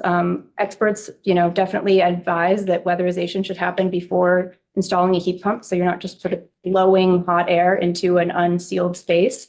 But weatherization isn't likely to be the most cost-effective way to generate clean heat credits. You could install a heat pump and get the credits for those savings rather than do weatherization, which you have to think of it in terms of not just the value to the household that's experiencing the benefits, but the value to an obligated party who wants those credits. So we think that could be a major challenge in the Clean Heat Standard, doing the types of activities that Vermont wants to do as a policy goal and a way to help low and moderate income households. We also felt that there was significant risk of unequal access to the clean heat measures available under the clean heat standard. Low-income households, moderate-income households, renters, residents of mobile homes, and Vermonters of color are all likely to struggle in different ways to access those measures in their homes. We discussed this a lot throughout the report, so I'll just cover some of the highlights, but it is extensive in the report. There's particular concern about low-income households. The report estimated that there are about 78,000 Vermont households earning at or below 60% of the area median income. So that's low income under the clean heat standard. That's about a third of all Vermonters. At the state level, 60% of area median income is about $49,200 for a two-person household. And that will be adjusted based on the household size and what county you live in. Renters, low-income households are far more likely to be renters, and they're far more likely to be people of color than other demographic groups. So in the report, we acknowledge that there's a lot of overlap to being parts of the different demographic groups that we expect to struggle under the clean heat standard. Low-income households are more likely to live in older homes, which are more likely to need repairs. And even when homes don't require repairs, full decarbonization of a home can easily cost over $28,000 for weatherization and multi-zone heat pumps in a single family home. And that's kind of a good case scenario if your home isn't sort of set up really strangely and broken up into lots of little rooms, which a lot of our older homes have. So $28,000 is a lot more than what a lot of low and moderate income households can afford, even after the sort of the generous incentives that we're currently seeing from our energy efficiency utilities. Low-income households tend to have, really low debt capacity, so they tend to need really deep incentives or often the full cost of weatherization measures covered by someone else if you want to get into those homes. So that means that we thought it was very unlikely that installed measures in low-income homes, besides the 8% that's required under the clean heat standard, are likely to occur. So because of the economic incentives in the clean heat standard, we're expecting really the minimum of that activity for low-income households to occur under the clean heat standard. Another issue that we flag in the report is renters' access to clean heat measures. About 27% or 72,600 households in Vermont are renters. Only 23% of renters have all the utilities included in the rent. And we suspect that a significant portion of those households are probably households in subsidized affordable housing because it's much more common to have all the utilities covered. Because of this, we're expecting that most renters are facing what we call the split incentive. That means the benefits of energy efficiency, like reduced utility costs and greater comfort in the unit, are enjoyed by the tenants. But the economic cost of those incentives are borne by the landlord. You could always price it into the rent, but there's not a clear connection between investing and benefits, which is why we call it the split incentive. The misalignment of financial costs and benefits has been really demonstrated to discourage landlords from investing in energy efficiency improvements in rental properties. This is especially true in our very tight housing stock. There is very little incentive to weatherize a home because landlords know that they can find a tenant to fill a unit really easily in such a tight housing market. We also don't have code enforcement for weatherization and efficiency. Our rental health and safety code really just requires sort of basic habitability, the ability to keep the unit at a reasonable temperature, but certainly not any obligation to help renters save money through efficiency and utility costs. So under the clean heat standard, it's going to be a real challenge to get landlords and renters involved in this program. There's no sort of direct pathway to encourage that to happen.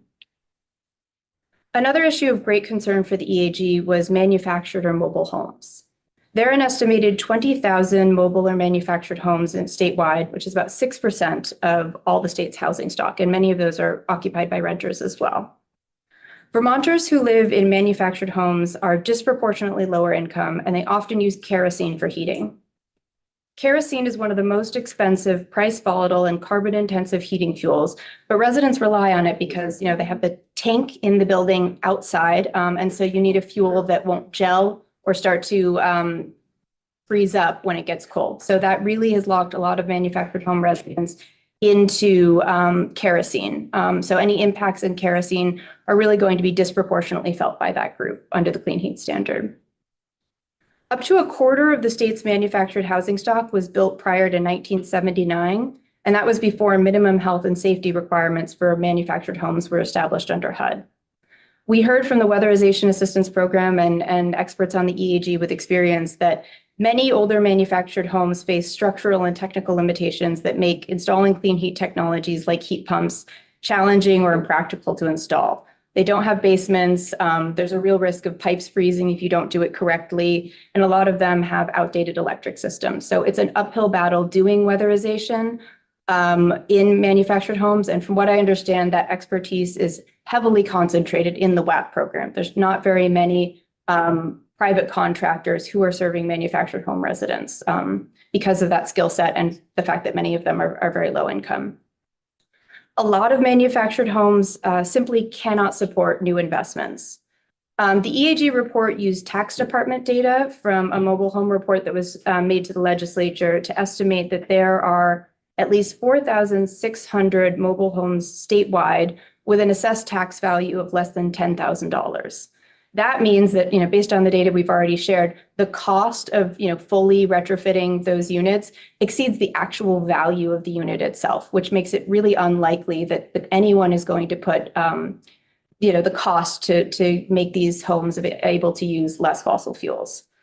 In addition, in manufactured home communities, many of them have homes that are in flood zones, and it's very difficult and costly to move those to other sites and pour a new slab and things like that on the site. So we think that there's a substantial portion of Vermont's manufactured home or mobile home housing stock that simply cannot be invested in to really reduce fossil fuel use. Mobile home replacement is happening to a degree in the state through state-funded programs through housing funders, and it is an eligible use under the Clean Heat Standard. However, it's going to be really expensive to replace a whole unit compared to other things you might do. So we don't expect that obligated parties are going to choose to invest in that activity sort of beyond what's already happening at a state level that they can sort of latch on to purchase credits on the market. So that's a big concern about what to do about our aging mobile home stock and how to sort of bring that along in the carbon transition. The final report has a lot of detail on a lot of these challenges and a lot of recommendations where we sort of outlined which programs would be necessary to target these individual groups and deal with some of the problems like the split incentive and the unique technical challenges of mobile homes. Act 18 states that the Clean Heat Standard shall be designed and implemented to enhance social equity by prioritizing customers with low income, moderate income, those households with the highest energy burdens, residents of manufactured homes, and renter households with tenant-paid energy bills. The design shall ensure all customers have an equitable opportunity to participate in and benefit from clean heat measures regardless of heating fuel used, income level, geographic location, residential building type, or homeownership status. I think the EAG report finds that without sort of additional intervention, without other programs beyond what's already being done, the households that we just described are going to struggle to benefit from the Clean Heat Standard while experiencing a disproportionate share of those costs.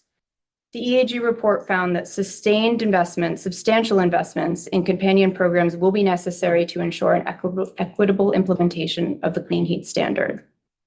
As I described, there's a lot of different suggestions of programs and policies that could, sort of move the needle on what we're already doing. But this requires looking beyond measures that are tied directly to emissions reductions, and instead meeting Vermont households where they are and understanding holistic challenges in affordably heating homes without fossil fuels.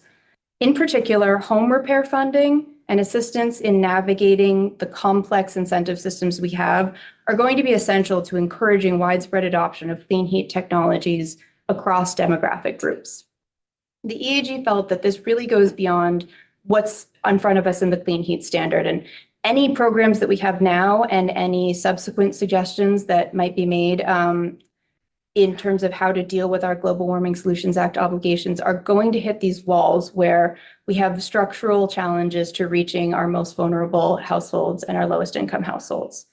Vermont needs to reevaluate how it has historically approached investments in emissions reductions and dismantle systematic barriers to reaching disadvantaged communities so that we can start ensuring that our inequitable status quo doesn't continue in the future, regardless of what we decide to do.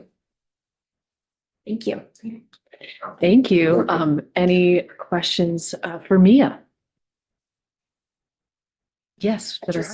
Thank you, Mia. That was a really great report. And I'm wondering, this is more of a question maybe for the chair, if you're willing to put your comments into, to submit your comments. You spoke really fast. Oh, I'm So I wasn't sorry. I able was. to- No, it's totally fine, but I would love to be able to read your testimony if possible. I can try to clean it up. It's mostly just some unfinished phrases, but I think a lot of it is in our clean heat. It's in the system report, yeah. Yes, I And really tried to summarize what we included. Appendix A is the list of all the recommendations? Yes. Okay, that's helpful. Yep.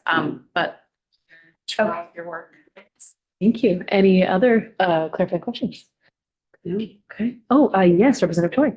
Maybe not a clarifying question, but since you're here, I'm just curious, I was really listening closely to what you're saying about rental households.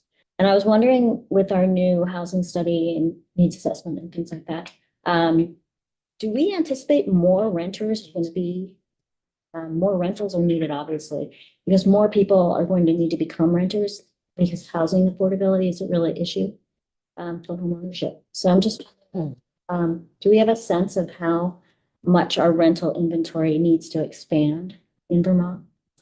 Yeah, so my agency, Vermont Housing Finance Agency, helped the Department of Housing and Community Development produce it. I'm not sure off the top of my head the breakdown between expected renter and homeowner demographics. Vermont has a very high homeownership rate compared to other states, so we'll see how that sort of trends over the next couple decades. Yeah, I mean, I think the state has invested more of its resources into rental housing just because that can be a little bit more straightforward, but certainly Vermont is also doing investments in homeownership as well through some of the HFA and other programs. So yeah, I mean, I think also the housing stock is really porous. You know, a lot of our renters, I think it's about a third, live in single family homes. So I think it will be hard to sort of disentangle which is going to be a permanently rental home and which is going to be a permanent homeownership. And I think it speaks to the delivery mechanisms of how we do efficiency programs, like I said, with the split incentive challenge. But overall, I think our whole housing stock is going to need to be touched at some point to decarbonize effectively. Thank you. Thank you. Any other questions? Okay, super. Thank you so much. So grateful for your work. All right, and so now we'll invite up Rick Weston. And yeah, from the Technical Advisory Group.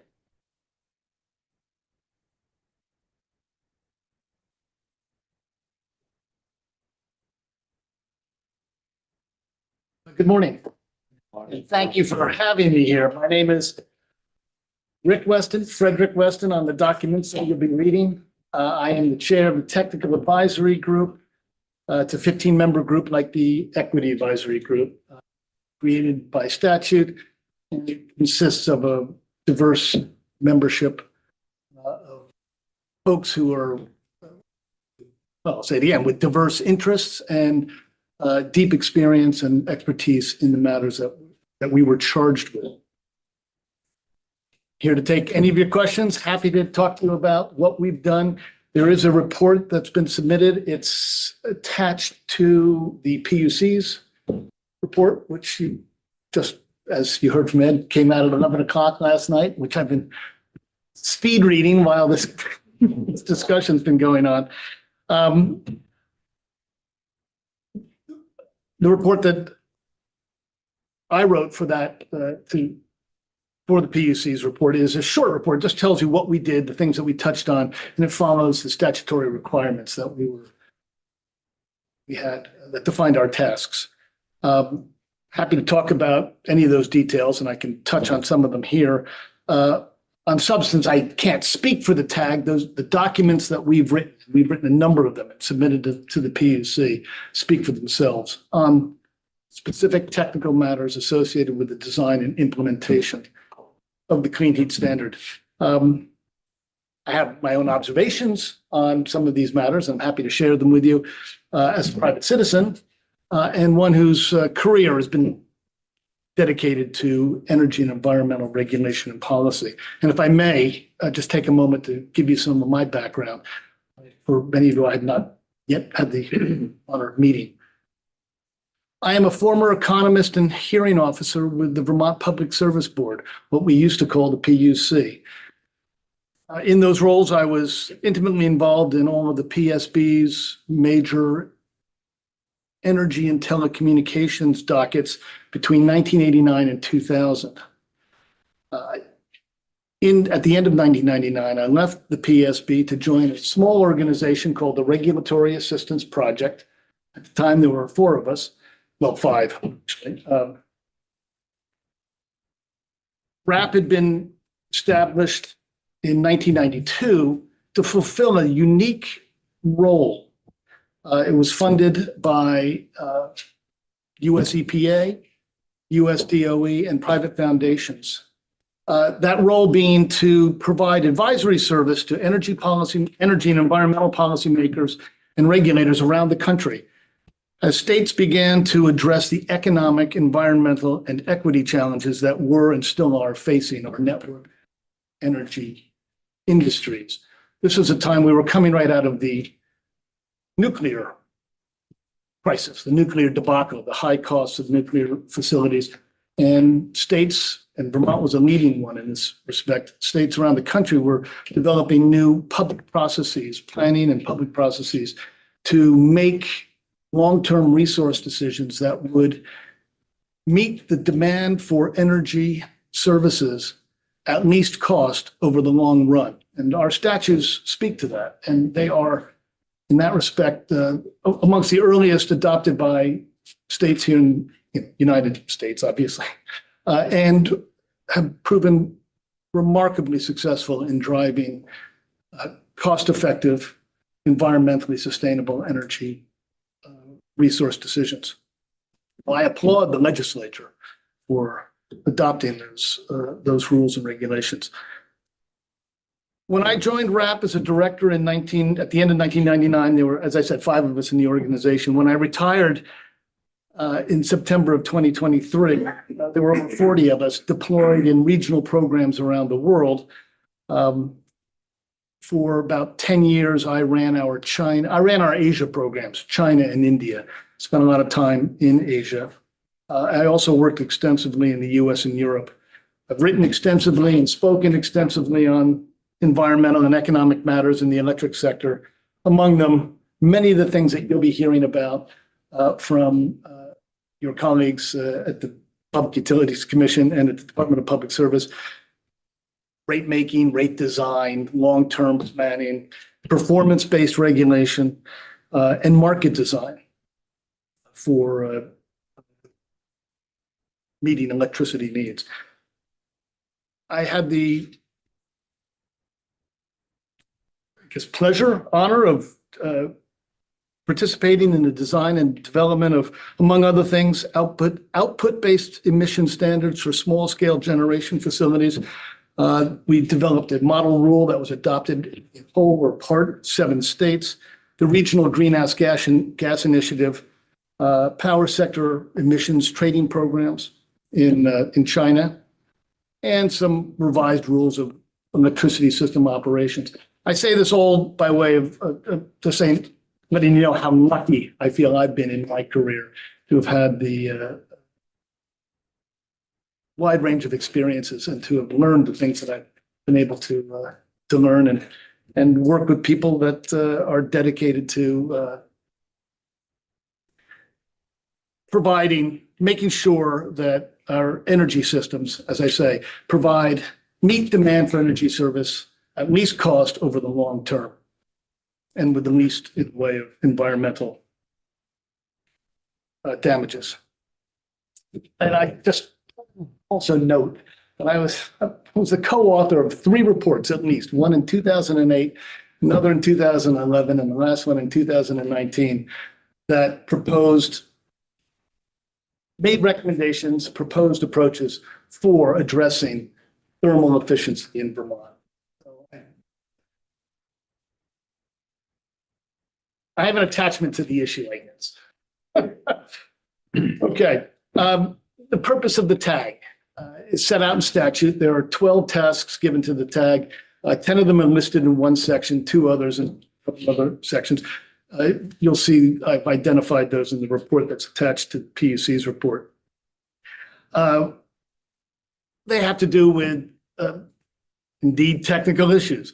Some of the more arcane ones having to do with the carbon intensity of various clean heat measures, with the sequencing of both process and substantive decisions. Let's see, public health impacts, economic impacts of certain kinds of measures, what kinds of measures would produce cost savings for consumers, which ones might not, that sort of thing. And I do want to say that that the work of the EHE, I think, has been terrific, and we kept in regular contact with them and tried as much as we could to have our work informed by theirs. We spoke to the PUC on a number of issues, including credit ownership.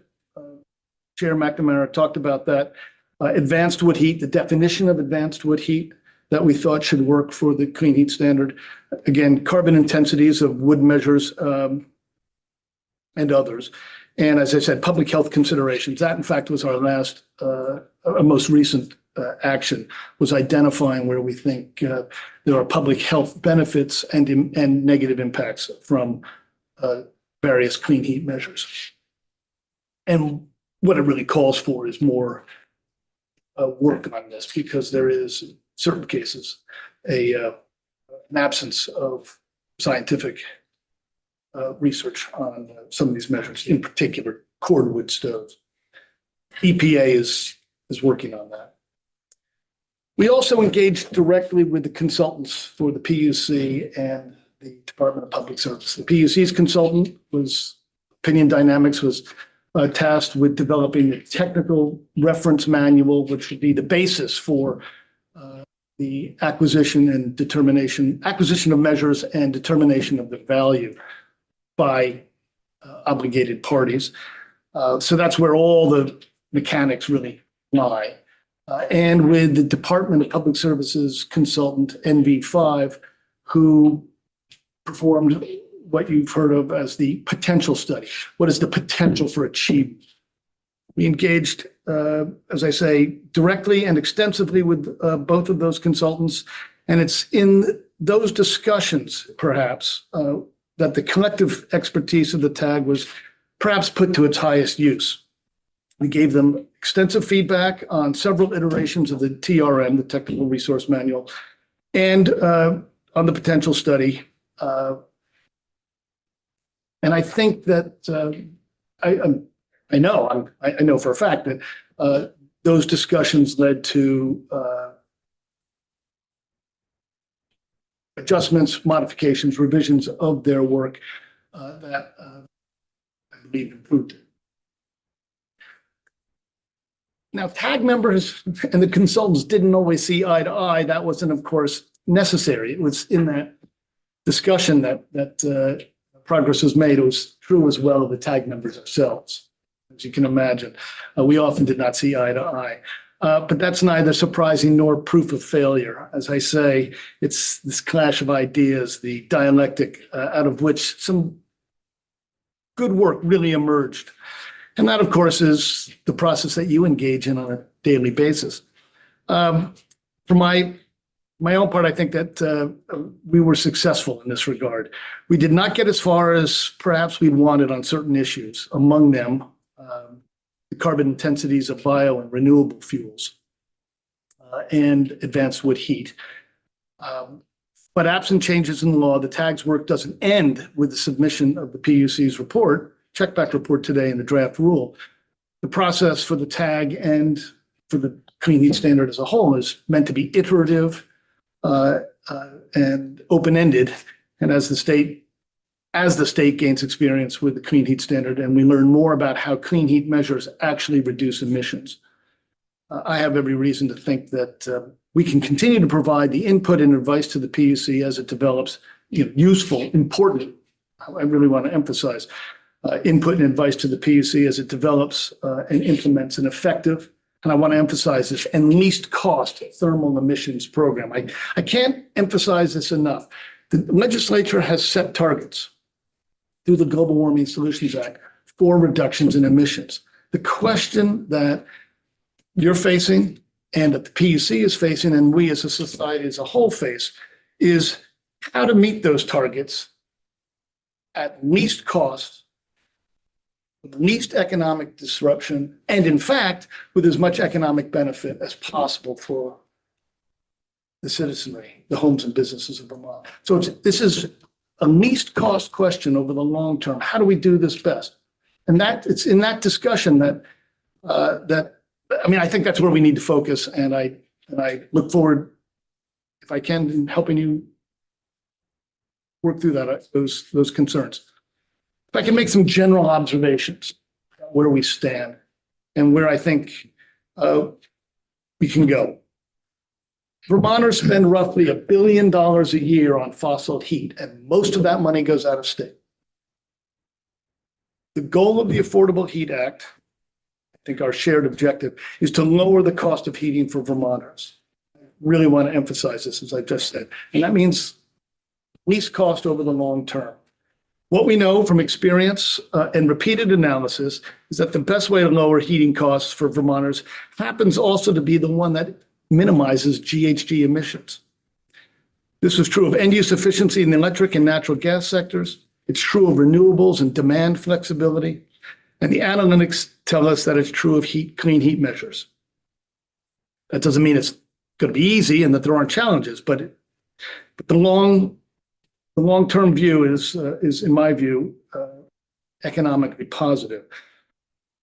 Reducing emissions and reducing costs are not alternative, mutually exclusive choices. In my view, they are the same choice. Today, the average price of fuel oil yesterday in Vermont is 6 cents lower per gallon than it was in July. It's 30 cents lower per gallon than it was a year ago, and it's $2 less per gallon than its high in November of 2022. Consigning Vermonters, especially those amongst us who are most vulnerable to continued dependence on fossil fuels, seems to me be a failure to see the forest for the trees. I think the status quo is unsustainable. It certainly seems to me clear that affordable heat is a central component of affordable housing. The work that you are tasked with this session is extraordinarily challenging. I think they go together, and I really want to emphasize that. And again, if there's anything I can do to help the committees think this through, I'd be more than happy to. Cost, of course, is only one side of the equation. Chair McNamara made this point, others have as well. Savings and benefits are on the other. I have not yet had a chance to look in detail through the PUC's economic impacts analysis. I'd be happy to come back and chat about it after I have a chance to review it. Others from the TAG, from the public, from the PUC, the DPS, you should hear from them all, as Chair McNamara said. I'd recommend that you hear from one of the TAG members, Ken Jones, who's worked extensively on these matters. He has given a great deal of thought to these questions. What we know from our experience with end-use efficiency, it's been a very successful experience, is that we all know this, there's a trade-off between capital and operating costs. And it almost always happens that that upfront investment is necessary to achieve total cost savings, total cost reductions.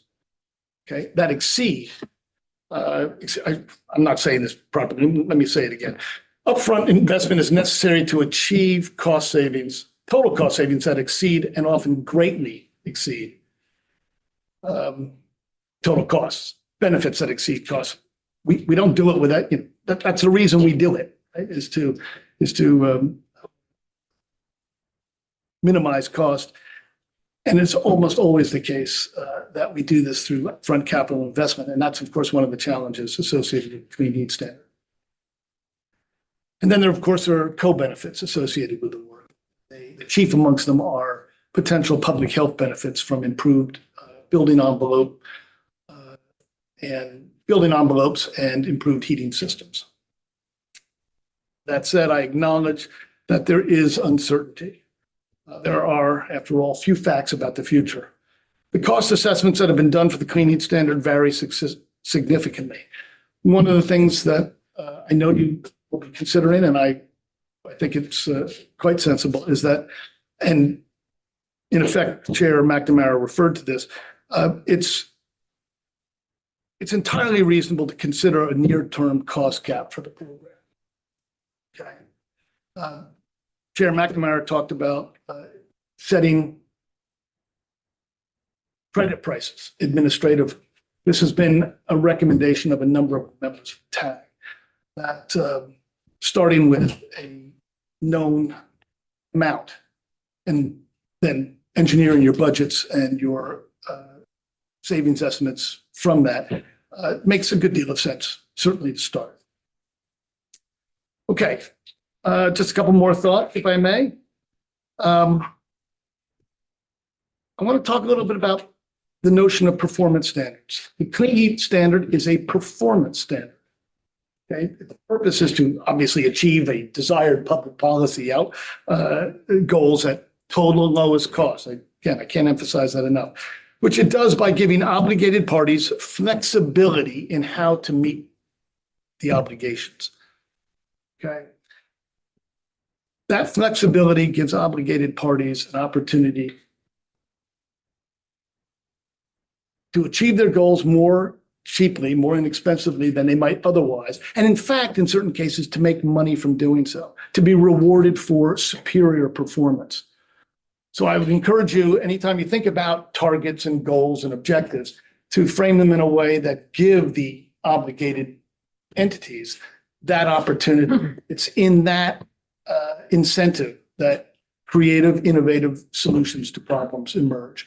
Again, we've seen this certainly in renewable energy, but also in efficiency in other places, and certainly at the federal level. All the work done on compliance standards has driven remarkable cost savings and innovations in appliances, and they were done in such a way that people had a chance to make money on them. You recall, I guess it was called the Golden Carrot program for quite a while. Fuel efficiency standards as well have worked that way. And I would only just add, just one other thing is that Vermont has had a long and successful history of performance regulation, both in telecommunications and in electricity through the alternative regulatory mechanisms amongst some of us refer to as decoupling and cost sharing on the power cost side work very well and have achieved real cost containment. I feel that doing nothing would be imprudent of us. We know what's needed. This is hard. It's not a reason not to do it.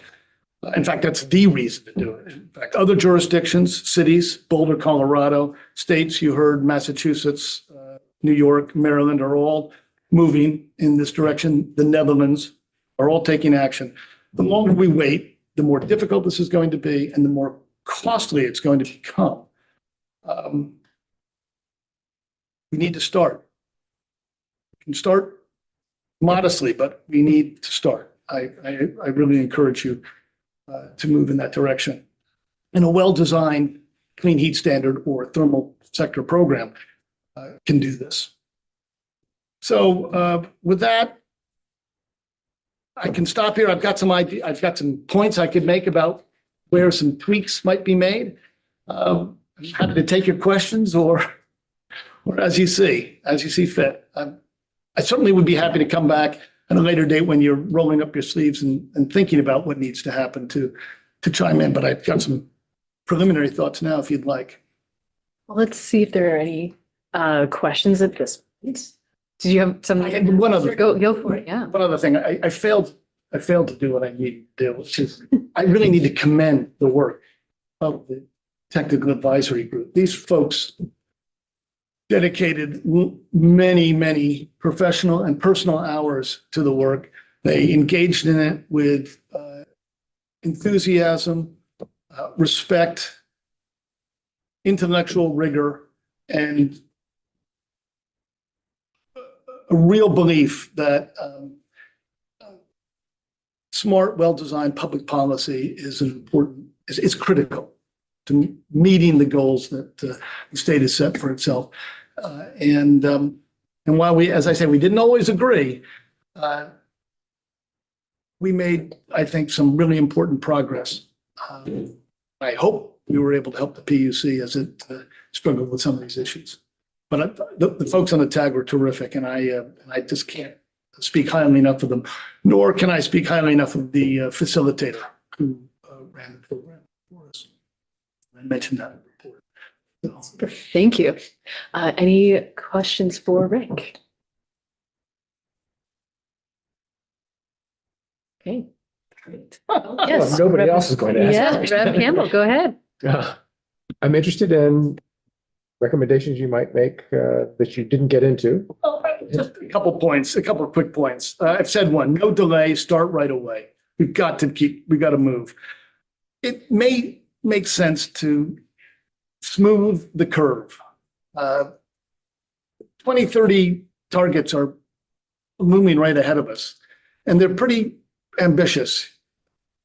I think it's reasonable to consider possibly smoothing that early curve for emissions reductions. That's what I'm referring to. I'm sorry. You know, the targets for emissions reductions.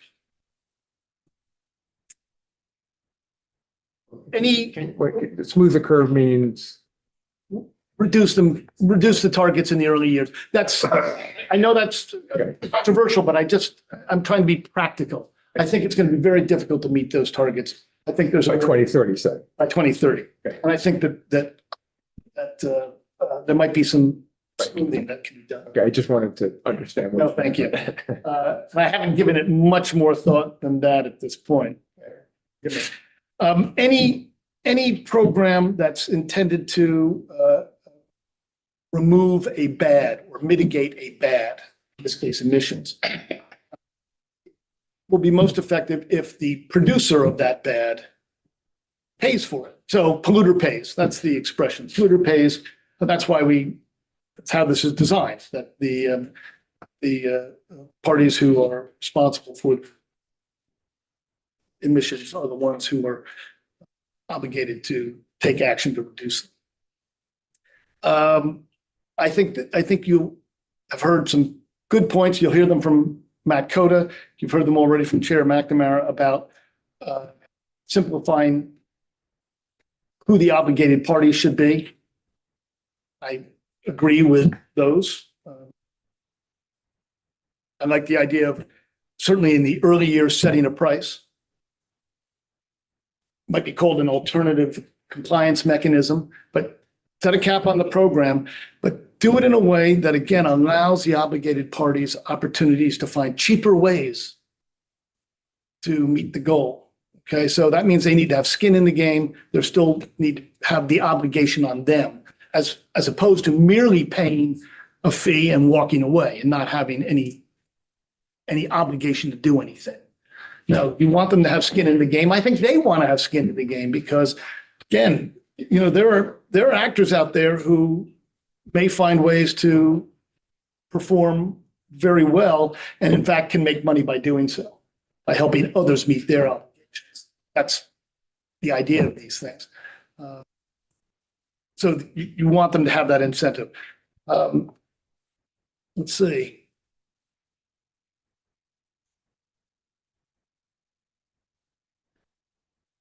You will have to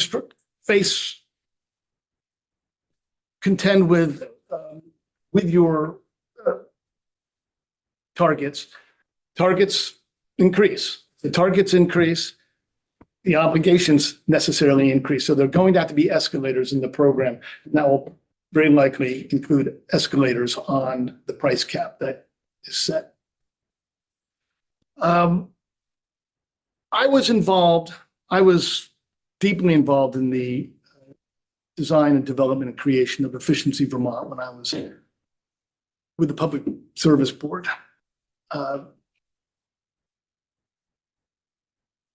The services that EVT provide are ones that the utilities in the state are legally obligated to perform.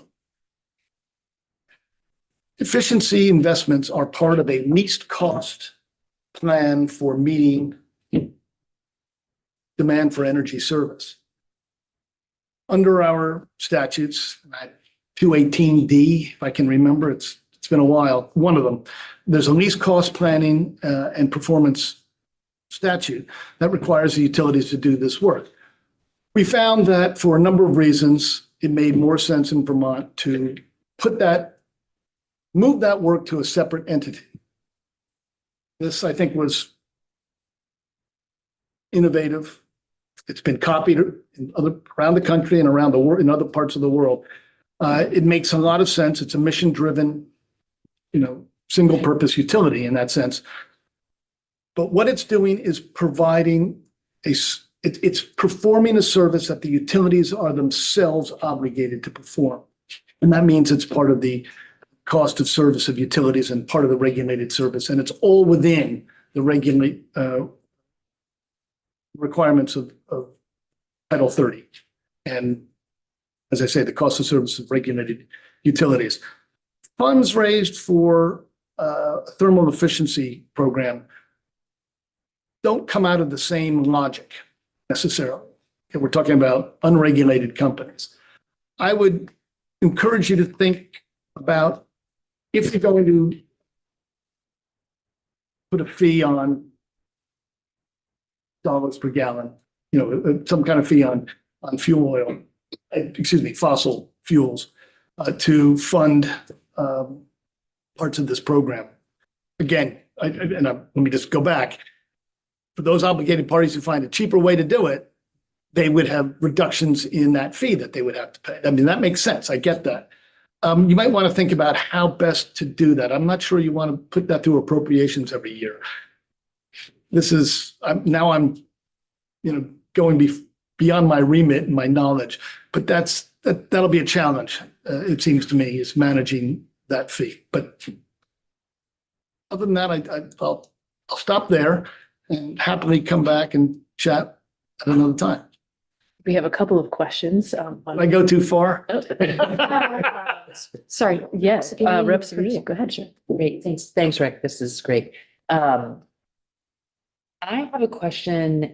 You talked about smoothing the curve. Another concept that I talked about with some folks was really just about disconnecting from the obligations. And I'm wondering if you can offer, if you've thought about that, if you can offer any comments on the potential pros or cons of that. This is, as we know, a market mechanism. So, there's opportunity here for the companies that are transitioning their businesses to meet the changing economy. And so have you had any time to think about that? Let me see if I understand. Are you suggesting that, as you say, disconnecting, in other words, relieving a clean heat program from meeting GWSA targets itself? Yeah. Just to kind of get it started as a supportive mechanism. Again, this is a concept I have not gone far in and have talked with a few others about it, but is it something you've thought about? No, I haven't given it specific thought, but it seems to me that even if you are, and I don't, I've said it, if you are talking about smoothing the curve, in effect, you are talking about some sort of disconnection. From at least your earlier targets, but entirely disconnected. I hadn't thought about that. I wouldn't want to. I'd be careful about that. I mean, we do have goals that we want to meet, and these the clean heat standard or a clean heat program of some sort or another will be a part of meeting those goals. How much of the goals it should meet, that's a question that sure you can ask yourselves and we can think about. And others will have, I think, more insights on this than I, at least at the moment. Forgive me. Thanks. Thank you. Representative Janice. Thanks. I think you read my mind. I wanted to clarify something that Chair McNamara mentioned earlier, and I should have asked at the time, but so if I'm understanding correctly, and I hope I am, the clean heat standard is sort of it's dialed all the way up to meet our 2030 GWSA goals. And I wonder what percentage, or if we have a sense of how much of our thermal reduction load the clean heat standard as currently designed is carrying right now. Does that make sense? I think Chair McNamara mentioned there are other programs that we're counting on to get this and that work done, but is clean heat standard as you all designed it expected to be achieving 80% of our 2030 goals, 100%? The potential, you should take a look at the potential study by the department. And there are problems with that study. We can talk about that another time. There are some concerns I have with how costs and savings are measured, but that potential study was performed, as I recall, to see what would be necessary in the way of thermal sector emissions reductions to meet our Global Warming Solutions Act targets. So the answer to your question is, in that sense, yes, it's dialed up to meet. So it would be, at least analytically, that was what we were looking at. There are obviously concerns with that, given timing and potential costs of that. The current programs under Efficiency Vermont and Tier 3 are eligible to, under the current Act 18, are eligible to acquire their work, their savings, produce clean heat credits. Okay. So in that sense, they're subsumed under an umbrella called the clean heat standard. I see. Okay. So they're included in there. Yeah. They would be already the business as usual. You'll right. see. They talk about the businesses. Got it.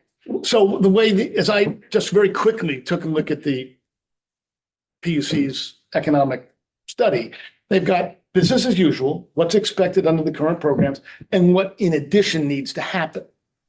But together they're all eligible to create clean heat credits. Yes, Representative Kupner. You.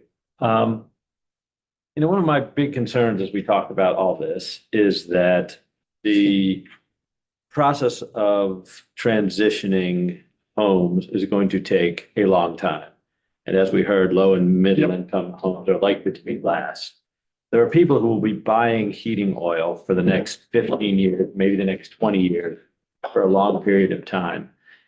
Is there an approach that you're aware of to designing a mechanism in the thermal sector in which polluters pay that doesn't raise the cost of heating oil for low and moderate income homes over the 15 or 20 years it will take until those homes are converted? Not on the thermal sector, but a number of programs. Let me think about this. There'll be others who again, will know. OEO, you should talk.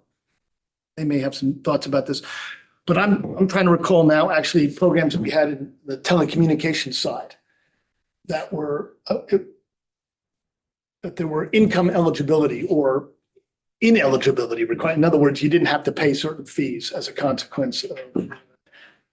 I just have to recall. Offhand, I don't recall. It seems to me that something could be done that we could design such a program. It seems to me that there'd be a way of doing it. Then there are real challenges to it, no question. But I think we can do it. And let me leave it at that. I would turn back to Mia for this in fact, but I'll give that some thought. And if I come up with any examples, I'll send them to you right away. Thank you very much. Gladly. Yes. Zach. I'm a little confused. A gallon of fuel oil, given efficiencies and whatever, have so many BTUs or therms or whatever they're measured.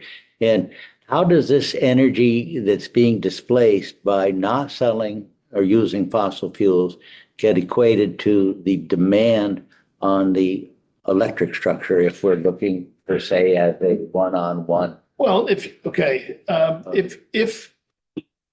I replace my propane oil heating system with heat pumps, you're absolutely correct. I will be having trucks delivering fuel for me to use on demand whenever I want it, right, from my tank. Now I'll be demanding electricity to run my heat pumps and deliver the heating services. A BTU of heat provided by my propane system will not require the same BTU of electricity, however.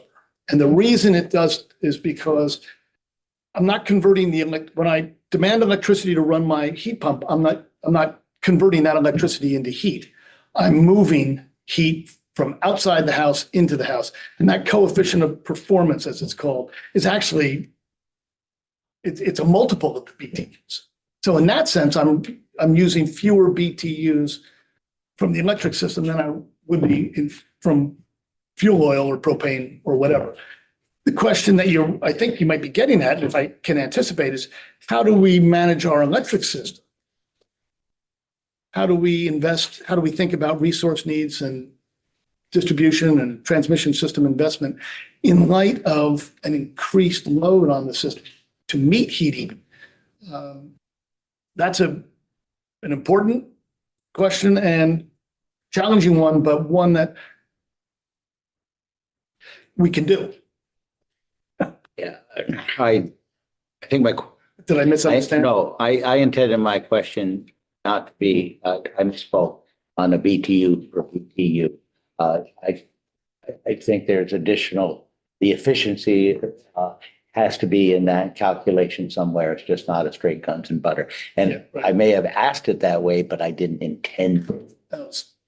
It's the additional load on the electric system required to get the the BTUs between the use of electricity and the acquiring it from the outside source of the energy that's already there, the heat exchanger.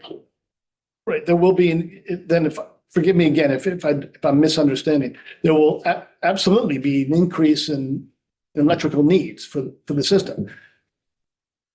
How we meet them is a question of how we operate our system, how we can manage demand, how we operate our heat pumps, in fact. And I alluded to this only very tangentially earlier in the discussion. But yes, that's part of the long-term planning equation. And in fact, again, under Vermont law, our electric utilities are required to develop long-term integrated resource plans to tell us how they think they're going to meet demand for service over, as Ed said, Chair McNamara said, over a 20-year planning horizon. They very much should be planning for this changed future, this transitioning future. And we can see how the system is going to change and what we can do to actually improve its overall efficiency and utilization, its asset utilization of the grid. This work is being done, throughout the country and in Europe as well. Texas actually has a very interesting record on this. I think those are solvable technical challenges that ultimately provide economic benefits. Thank you. Anyone else have a question? Okay, wonderful. Thank you. Very much appreciate your testimony and sharing with us. Thank you very much. And if I can be of any service or any member of the TAG, by all means, I encourage you to take advantage of this. Thank you. Thank you. Thank you. All right. And so with that, we are done. So we're going to adjourn. Thank you